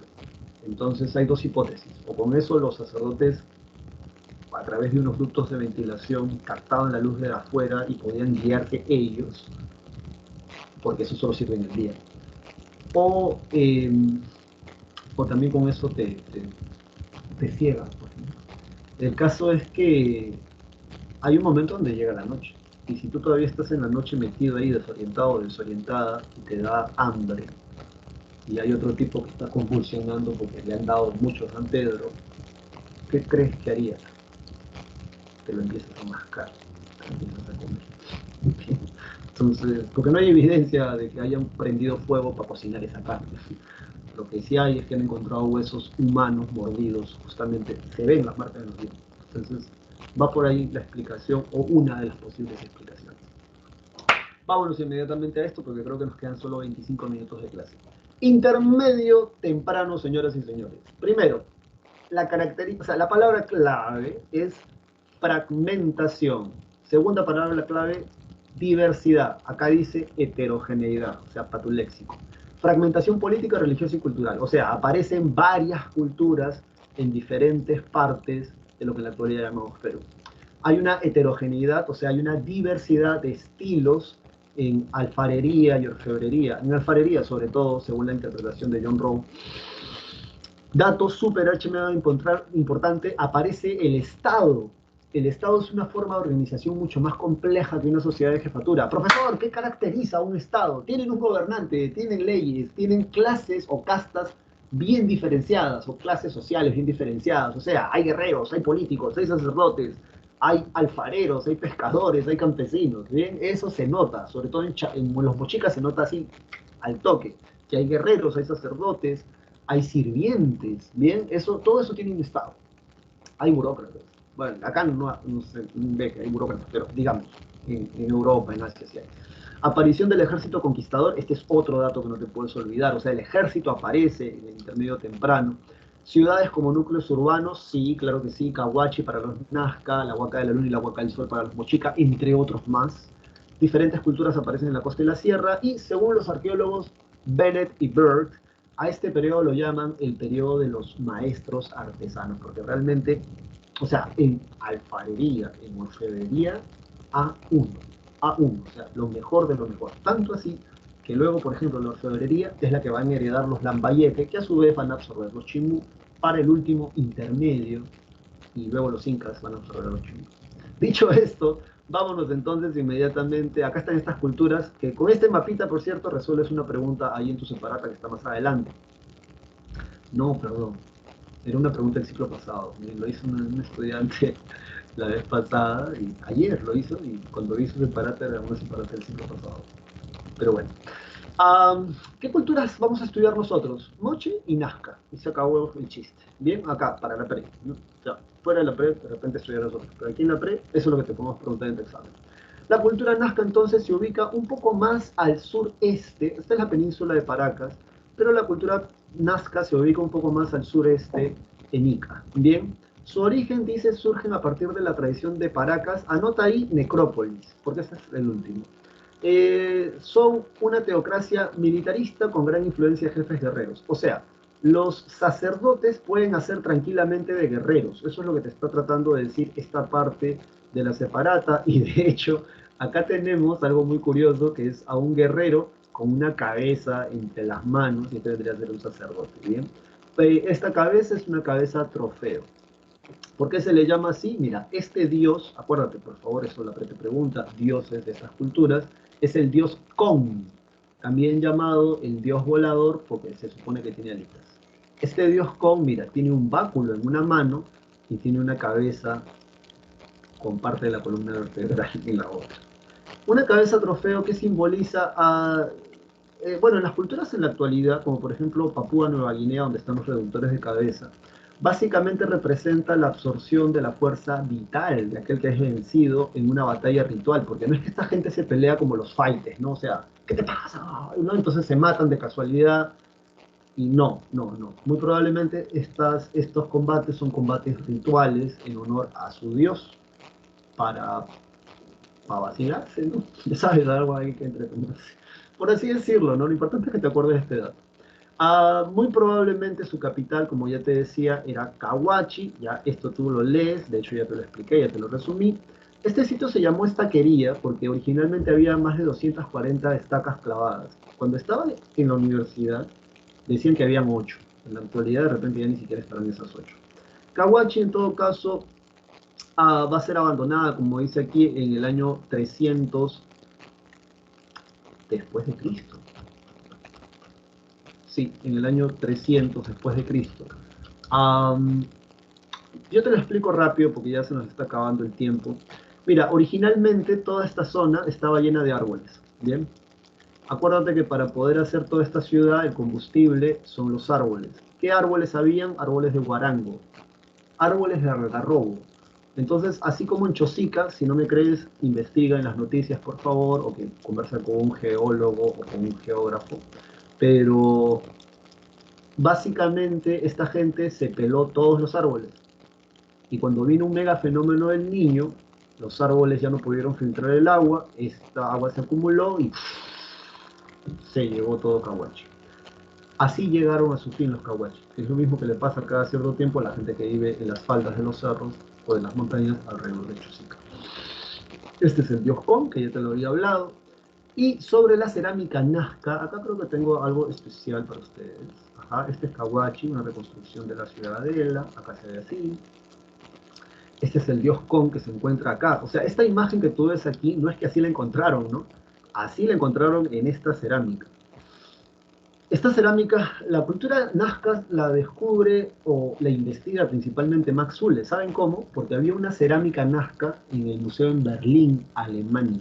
Max Uhle estaba trabajando ahí, por ahí, ve esta cerámica, viene a América del Sur, llega primero a Bolivia, donde estudia la cultura tiahuanaco, y por una cuestión de mezquindad política de algún político de ese tiempo que tenía el ego muy sensible, Max Uhle denuncia públicamente a embajadores y a la prensa en Bolivia que los soldados del ejército boliviano estaban haciendo tiro al blanco con las cabezas clavas que hay en la cultura tiahuanaco, solo que las más famosas son de Chavín por ser las más antiguas. Y esto fue un rollo, o sea, fue un pequeño escándalo en esos años. Y bueno, cuando Maxu le pidió permiso para que le renovaran la entrada a investigar de nuevo Tiahuanaco del lado de Bolivia, estos gobernantes, estos políticos le dijeron Nel, o sea, no. Y gracias a eso, a esa mezquindad política, Maxu le llega al Perú durante la República Aristocrática y acá, si algo le podemos conceder a la República Aristocrática es que al menos en cuestiones académicas sí le invertían dinero cuando creían necesario hacerlo.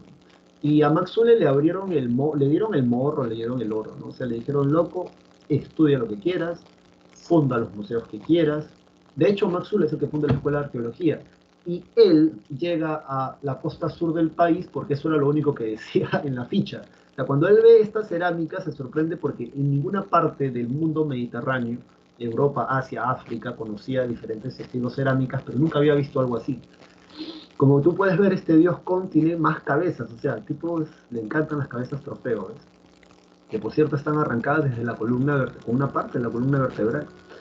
Um, Toda la cerámica está pintada, y por eso los arqueólogos postulan, parece, como si el alfarero tuviera miedo de dejar un espacio de la cerámica sin pintar. Y por esa razón a esto le llaman la técnica del horror al vacío. Cerámica nazca más característica de esta cultura. Estas son las cabezas trofeo, se llaman así porque las exhibes. O sea, varón, si tú fueras un caballero de la cultura nazca, un guerrero, tú un día sales con tus 3 cabezas trofeo. Y entonces tú, señorita, que estás escuchando, serías la hija de un sacerdote y dirías, mira loca, ahí está Juancho, es su tercera cabeza trofeo. Es tan macho, es tan fuerte. Mi papá me ha dicho que me va a casar con él. Ya quiero que me haga una vaina así, ¿no? ¿Por qué? Porque se supone que eso te da prestigio, te da poder, te da fuerza, te da energía vital. O al menos eso es lo que se piensa en las culturas que todavía practican estas cosas, porque todavía hay culturas que practican estas cosas en el mundo. Estas son cerámicas Nazca, que tiene la misma técnica, esta técnica llamada el horror al vacío. Acá puedes ver así, diferentes. Mira, acá hay una cabeza trofeo más. Full cabezas trofeo para todo el mundo, ¿eh? Luego Max Zule se sorprende, lo demás tú lo lees, ¿no? Luego Max Zule se sorprende por esto del sistema de galerías filtrantes. Es que realmente, o sea, realmente cuando tú lees, o sea, no esto, sino cuando tú lees un texto académico, realmente es para quitarse el sombrero. Removieron para hacer una sola galería filtrante, se dice, más de 500 toneladas de tierra que empiezan en la región Quechua, clase de geografía, y terminan en la Chala. Ni los enanos en El Señor de los Anillos hacen una vaina así, ¿no? O sea, 500 toneladas de tierra. ¿Cuántas galerías filtrantes tenían? 29, de las cuales 7 todavía funcionan en la actualidad. O sea, eso es una cosa de locos. 7, o sea, el Estado peruano en la actualidad, a través de empresas, hace pistas, carreteras, puentes, que se caen, no, que se desplomó, no se cayó. A caerse a... pues. La cosa es que ya no está. Con toda la tecnología que tenemos, y estos locos hacen cosas que todavía siguen funcionando. Bien, ese es un ejemplo que debemos de rescatar. Palabras que te vas a aprender de este sistema de galerías filtrantes: los ojos de agua, porque así lo han preguntado. Sistema que se compone de ojos de agua y cochas o reservorios de agua. Galerías filtrantes de los Nazca. La PRE le encanta preguntar por estas tecnologías agrícolas. Bien, lo demás tú lo lees. Sobre las líneas de Nazca, creo que por acá tengo algo. A ver. Bueno, sobre las líneas de Nazca hay 4 teorías. Están en las pampas de Palpa y Nazca. Y bueno, la primera teoría, que es el que lo descubre, el único discípulo que Tello reconoció como tal en vida, Toribio Mejía Sexpede, él decía caminos sagrados. Algo así como cuando el Señor de los Milagros, en octubre, ahora que ya pasó, sale en una procesión, algo así, un camino sagrado. Aunque tú no lo creas, para mucha gente, el camino que recorre el Señor de los Milagros es sagrado. Hay gente que se pelea, inclusive, porque el Señor de los Milagros pasa por su negocio, porque dicen que algo de sacralidad le va a llegar si es que pasa por su negocio. Entonces, algo así dice Toribio Mejía Sexpede. Paul Kossoff y María Reich, que llegaron creo que juntos, si no me equivoco, uno postula que es un zodiaco andino. Ya sabes, Géminis, Libra, Capricornio, pero en vez de Géminis, Libra, Capricornio, colibrí, loro, alga, araña, etc. Y así miran los astros. Luego, María Reich, que, o sea, todos ustedes tienen que saber quién es María Reich. Esta señora fue la encargada de limpiar, cuidar esto de de las líneas de Nazca. Ella postulaba que era un calendario astronómico, o sea, graficaban las estrellas en las pampas y así podían saber solsticios y equinoccios. Bien, a mí la teoría que más me vacila es esta. La PREP, por cierto, nunca ha preguntado por esto, recuerde, quizá una o dos veces, pero no preguntan por esto, porque como puedes ver el tema es extenso. Pero esto es figuras telares y figuras protectoras. Como los Nazca son herederos de la cultura Paracas Necrópolis, que son famosos por sus mantos, Henry Stirling va a postular de que cuando tú vas al desierto o a las pampas, tú ves este fenómeno óptico que es como agua que se está evaporando. Ahorita que es verano vas a volverlo a ver. Tiras a la pista y a lo lejos, en el horizonte, parece que hubiese agua que se está evaporando. Para los Nazca, esta agua sería mágica, porque cada vez que se acercan a esta agua no la pueden tocar. Entonces, ¿cómo pueden aprovechar esa agua? Lo que hacen es construir un extenso telar, un manto, y en ese manto dibujan a los seres que conforman su realidad: mono, araña, perro, hay un ser humano por ahí también. ¿Para qué? Para que juntos en este manto, luego cuando tú te subes a las montañas, que están creo que por esta zona de acá, tú ves ese fenómeno, esa agua mágica, y ahora, como estos animales están retratados allí, pueden nutrirse y vivificarse y al mismo tiempo proteger a los seres vivos que ellos ven. Telares y figuras protectoras. Es una teoría que a mí me gusta mucho porque tiene bastante sentido, aunque tranquilamente puede ser todo junto. Bien, acuérdate que no tienen escritura. Esas son el sistema de galerías filtrantes. Acá puedes verlo así más chévere. Ahí está, ahí está. Y luego vámonos nosotros a los mochica inmediatamente. Bien. Los lugares más representativos de la cultura mochica son la Huaca de la Luna y la Huaca del Sol. La que está estudiada es la Huaca de la Luna, que es donde se encuentran estos frisos y Ayapaec. ¿Quién es Ayapaec? Ahorita lo vamos a ver. Los mochicas del año 200 al año 850 después de Cristo se ubican principalmente en la costa norte de nuestro país. Profesor, ¿quién es Ayapaec? Este que está acá es Ayapaec. Si lo pones de perfil, se parece a el lanzón monolítico. Surgen, dice, a partir de la tradición salinar, asimilando elementos de la cultura virú y la cultura vicus. Vale la pena que lo aprendas.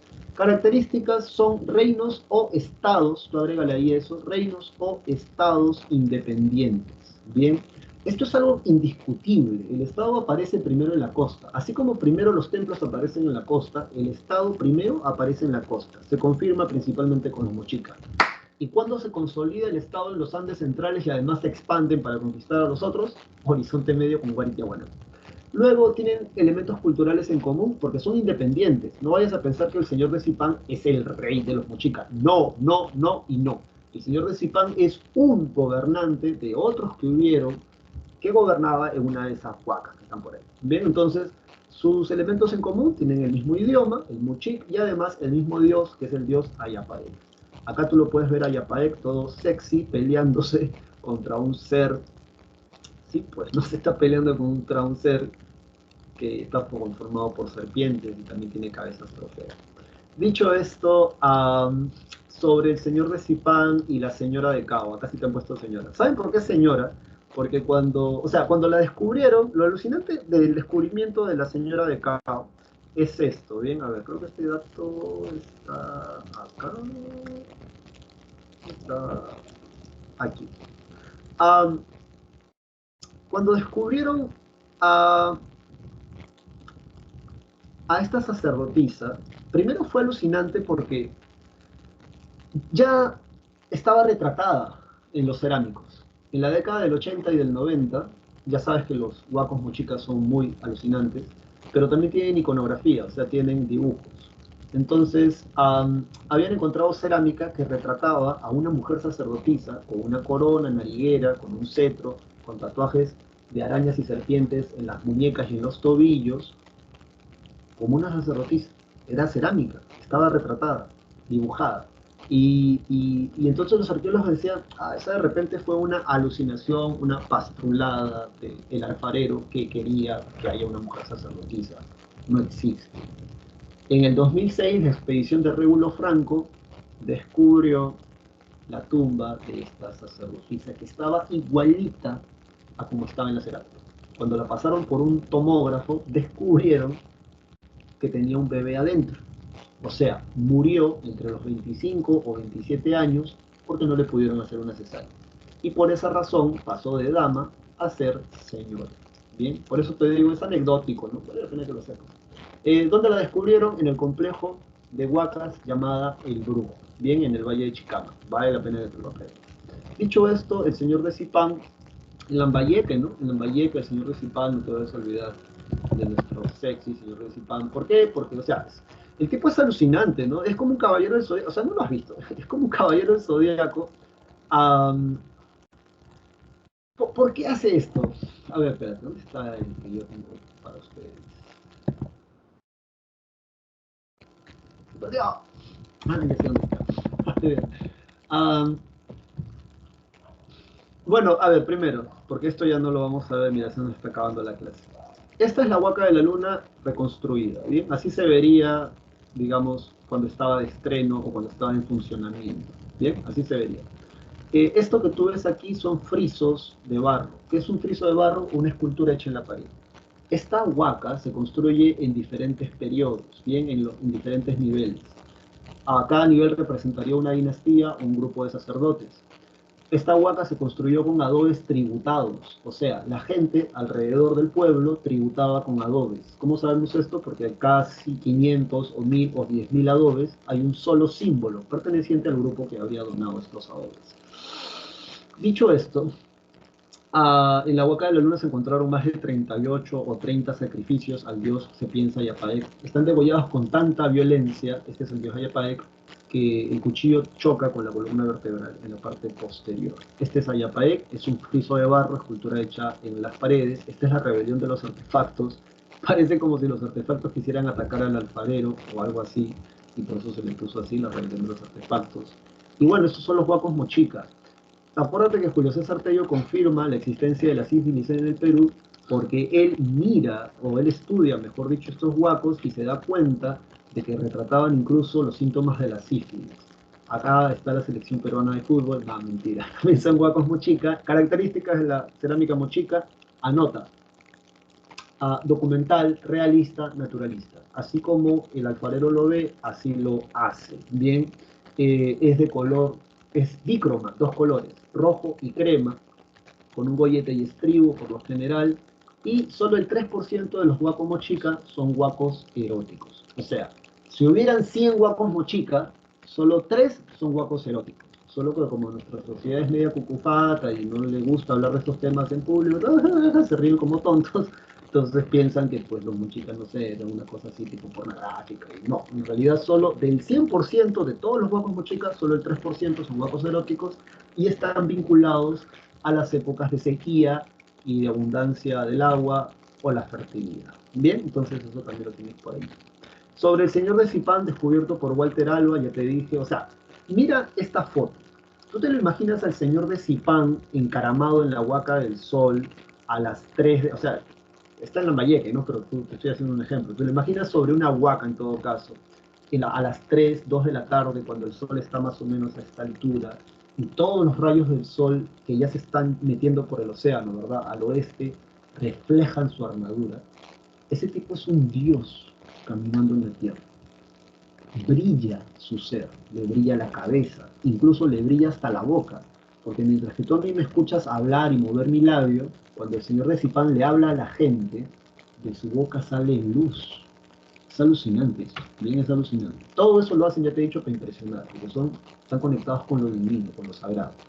Y lo encontraron así como tú lo ves acá, con sus guerreros y con sus esposas, hasta con un perro, creo que lo enterraron. Esta es la orfebrería que se encuentra en Los Mochicas. ¿A qué hora termina la clase, por cierto? ¿Faltan 5 minutos? Pues necesito 5 más después de que empiece lo que creo. Pero este es un arete, mira, el señor de Zipán. O sea, es alucinante, mira el arete. Tú sabes que si tú le tocas esta partecita, se mueve. Es un arete de este tamaño, es alucinante. Y aquí está el señor de Zipán retratado, un cuchillo ceremonial, un collar de maní. Esos mochicas hacían filigrana, que es hacer hilos con oro o con los metales. La técnica del dorado, pulir el cobre hasta que brillara como si fuera oro. La técnica de laminado, hacer como hojas de papel con los metales. O sea, estos muy chicas son alucinantes. Esta es una representación de la señora de Cao. Estos son los tatuajes con las que encontraron. Así la retrataron en la cerámica y así la encontraron a esta loca. O sea, está alucinante. Luego tenemos el horizonte medio. Por favor, ¿a qué no termina la clase? No, nadie me dice. Bien, a ver, entonces ya me avisarán, pues me imagino cuando termine, cuando tengan que terminar. Nosotros nos vamos inmediatamente para... Tú sabes que tú tienes que leer todo, ¿no? En todo caso, la Huaca de la Luna y la Huaca del Sol son sitios importantes, pero por ahí no te vayan a preguntar dónde encontraron al señor de Zipán, a la señora de Cabo. Bien, todo lo demás tú lo lees, tú lo vacilas. Acá hay una mención a Recuay. Lo que está aquí es lo que yo te podría decir, salvo una cosa interesante, bien, que me enteré porque estaba en la universidad por mis amigos arqueólogos. Los Recuay logran en cerámica esto, el caolín. El caolín es el penúltimo proceso antes de conseguir la porcelana. Esto lo sabemos gracias a nuestros amigos arqueólogos japoneses. Una vez vino un grupo, bueno, varias veces han venido los japoneses y se sorprenden mucho porque ellos dicen que a la cultura Recuay solo le faltó un proceso más para conseguir porcelana. Ellos llegaron hasta caolín, que vendría a ser una etapa anterior antes de llegar a porcelana. Lo demás tú lo puedes leer porque realmente está ahí bastante simple. Pero nosotros nos vamos al horizonte medio inmediatamente. Sobre el horizonte medio se difunden dos tradiciones culturales. La primera viene desde el lago Titicaca y se difunde por parte del sur del país y también por lo que vendría a ser en la actualidad Bolivia, Chile y Argentina. No, Bolivia y Chile principalmente. Construcción de enormes centros urbanos, estos se destacan mucho con los Huari. Tienen el mismo dios, que es el dios Huiracocha o el dios de los báculos, y es la consolidación, ese es el dato importante, del Estado en los Andes centrales, que además era conquistador y expansivo. Otro detalle interesante es que los Huaris se expanden por una cuestión militar, los Tiahuanaco por prestigio religioso. Bien, sobre los Tiahuanaco destacan mucho por su portada del sol, donde se encuentra la mejor representación o la representación mejor lograda del dios de los báculos o del dios Viracocha. Tienen sus famosos monolitos de granito, esa piedra es súper dura de tallar, pero ellos la tienen. Y acá tienen, por cierto, no tienen un libro, ¿eh? Es una tablilla de rapé. ¿Qué es eso? Una tablilla para esnifar alucinógenos. Estas son cabezas clavas de la cultura tiahuanaco. Este es el palacio de Calasasaya. Son alucinantes. Se llama altiplano porque todo lo construyen en el altiplano. Acá puedes ver al dios de los báculos más de cerca. Esta es la portada del sol, el monolito Ponce, el monolito Bennett. Está en Chiparata, por cierto. Y aquí quiero llegar. Esto se llama la técnica de guaruguarus o camellones. Bien, esta técnica de guaruguarus o camellones, profesor, ¿dónde está eso? ¿Por qué está yendo tan rápido? Sí, es que ya tenemos que acabar. Todo lo que he dicho está aquí, ¿bien? Todo lo que he dicho está acá. Su capital, en todo caso, ya sabes, es Taipicala, la capital de la cultura tiahuanaco, o la probable capital. Acuérdate de ese nombre porque lo vamos a volver a hablar cuando lleguemos a los incas. Y aquí está esto de los guaruguaru camellones. Lo que sucede, varón o señorita, es que como los tiahuanacos son de acá, mira, esta vaina que está acá, el altiplano andino, se llama altiplano porque literalmente, por si nunca has ido a Puno, yo sí he ido, es plano. Son kilómetros, es como un campo de fútbol gigantesco. Bien, no sé cómo explicártelo. Y al fondo, por un lado, se ven los Andes, súper maravilloso la vista. Pero en la madrugada hace un frío que se te congela el alma. Y por esa razón no se puede cultivar o sembrar. Todas las plantas se congelan durante la madrugada. ¿Cómo hicieron los tiahuanaco para poder vencer esa dificultad? Guaru guaru, guaru guaru o camellones. Se llaman camellones porque hacen como jorobas, ¿bien? Y entre esas jorobas ponen agua, como lo puedes ver aquí en el gráfico. Descubrieron que durante el día estos canales absorben la radiación solar y durante la noche esa radiación escapa, generando un microclima. Cualquier persona que se haya bañado en una piscina o en un lago en la noche, no me va a dejar mentir, la temperatura del agua es más cálida que el exterior. Y eso se debe a este mismo fenómeno. Bien, que sí expanden su frontera agrícola y vencen esta dificultad. Sobre el control vertical de pisos ecológicos, es muy importante que te acuerdes de esto, porque como los tiahuanacos son del altiplano andino, por ejemplo, no tienen acceso a los productos de la selva, ceja de selva, o de la chala o de la zona quechua. Por esa razón hacen enclaves o colonias, cualquier nombre es válido. O sea, mandan a gente a vivir a estas zonas de acá para obtener los recursos de esos lugares y así llevarlos de nuevo a su principal centro urbano, que vendría a ser en el altiplano andino Taipicala, por ejemplo. Esto ya te dije, esto ya te dije, esto ya te dije. Cerámica representativa de los tiahuanaco, los queros. Bien, los incas eran de oro y de plata, los tiahuanaco eran así, cerámica, humildes. Esto es una tablilla de rampé para esnifar, ya te lo he dicho, y aquí te cuentan cómo es que los tiahuanaco colapsan. Sobre los wari, recuerda, en Ayacucho, pregunta clásica, ¿los wari son fusión de qué culturas? Huarpa, Nazca y Tiahuanaco. El imperio Wari, ¿fue Wari un imperio? Para nosotros sí, bien, para nosotros sí, este es el monolito Bennett, es alucinante, esto es un hacha de bronce arsenical. El bronce que viene de Asia y se expande a África y Europa es estaño con cobre. El bronce de los Tiahuanaco es cobre con arsénico, bien. Esto es Wari, ya. Bien, y con esto ya estamos acabando la clase. Díganle al tutor Luigi que nos dé 4 minutos más, por favor. Miren, esto que está acá, chicos y chicas, se llama cabeza de región y es una típica ciudadela Wari. Como tú puedes ver, parece una ciudad actual por el plano. Además, es una ciudadela amurallada. Son alucinantes los Wari porque los Wari, como te dije al principio, no se meten a tu pueblo. Ellos construyen una cabeza de región y a partir de este lugar conquistan, o mejor dicho, controlan a otros pueblos. A partir de este lugar, conectando estas cabezas de región a través de una red de caminos alucinantes. Ese es el estilo roble moco y este es el estilo pacheco. ¿Sí? Aquí está, creo que está en tu separata. A ver, ¿dónde está? También tienen andenes, por cierto. Sí, tienen andenes, aquí están los Wari. ¿Dónde está el estilo? Acá. El estilo roble moco lo identificas al toque porque es una carita tipo cántaro y tiene ahí motivos geométricos. Y el estilo pacheco por lo general es una llama, vicuña. Es una escultura básicamente con un estribo. Bien, esto es cera, esto es un gorrito Wari, esto es un fardo Wari, míralo ahí, está vestido, chévere. Y esto es lo que encontraron en el castillo de Guarmey, confirmando la presencia de los Wari.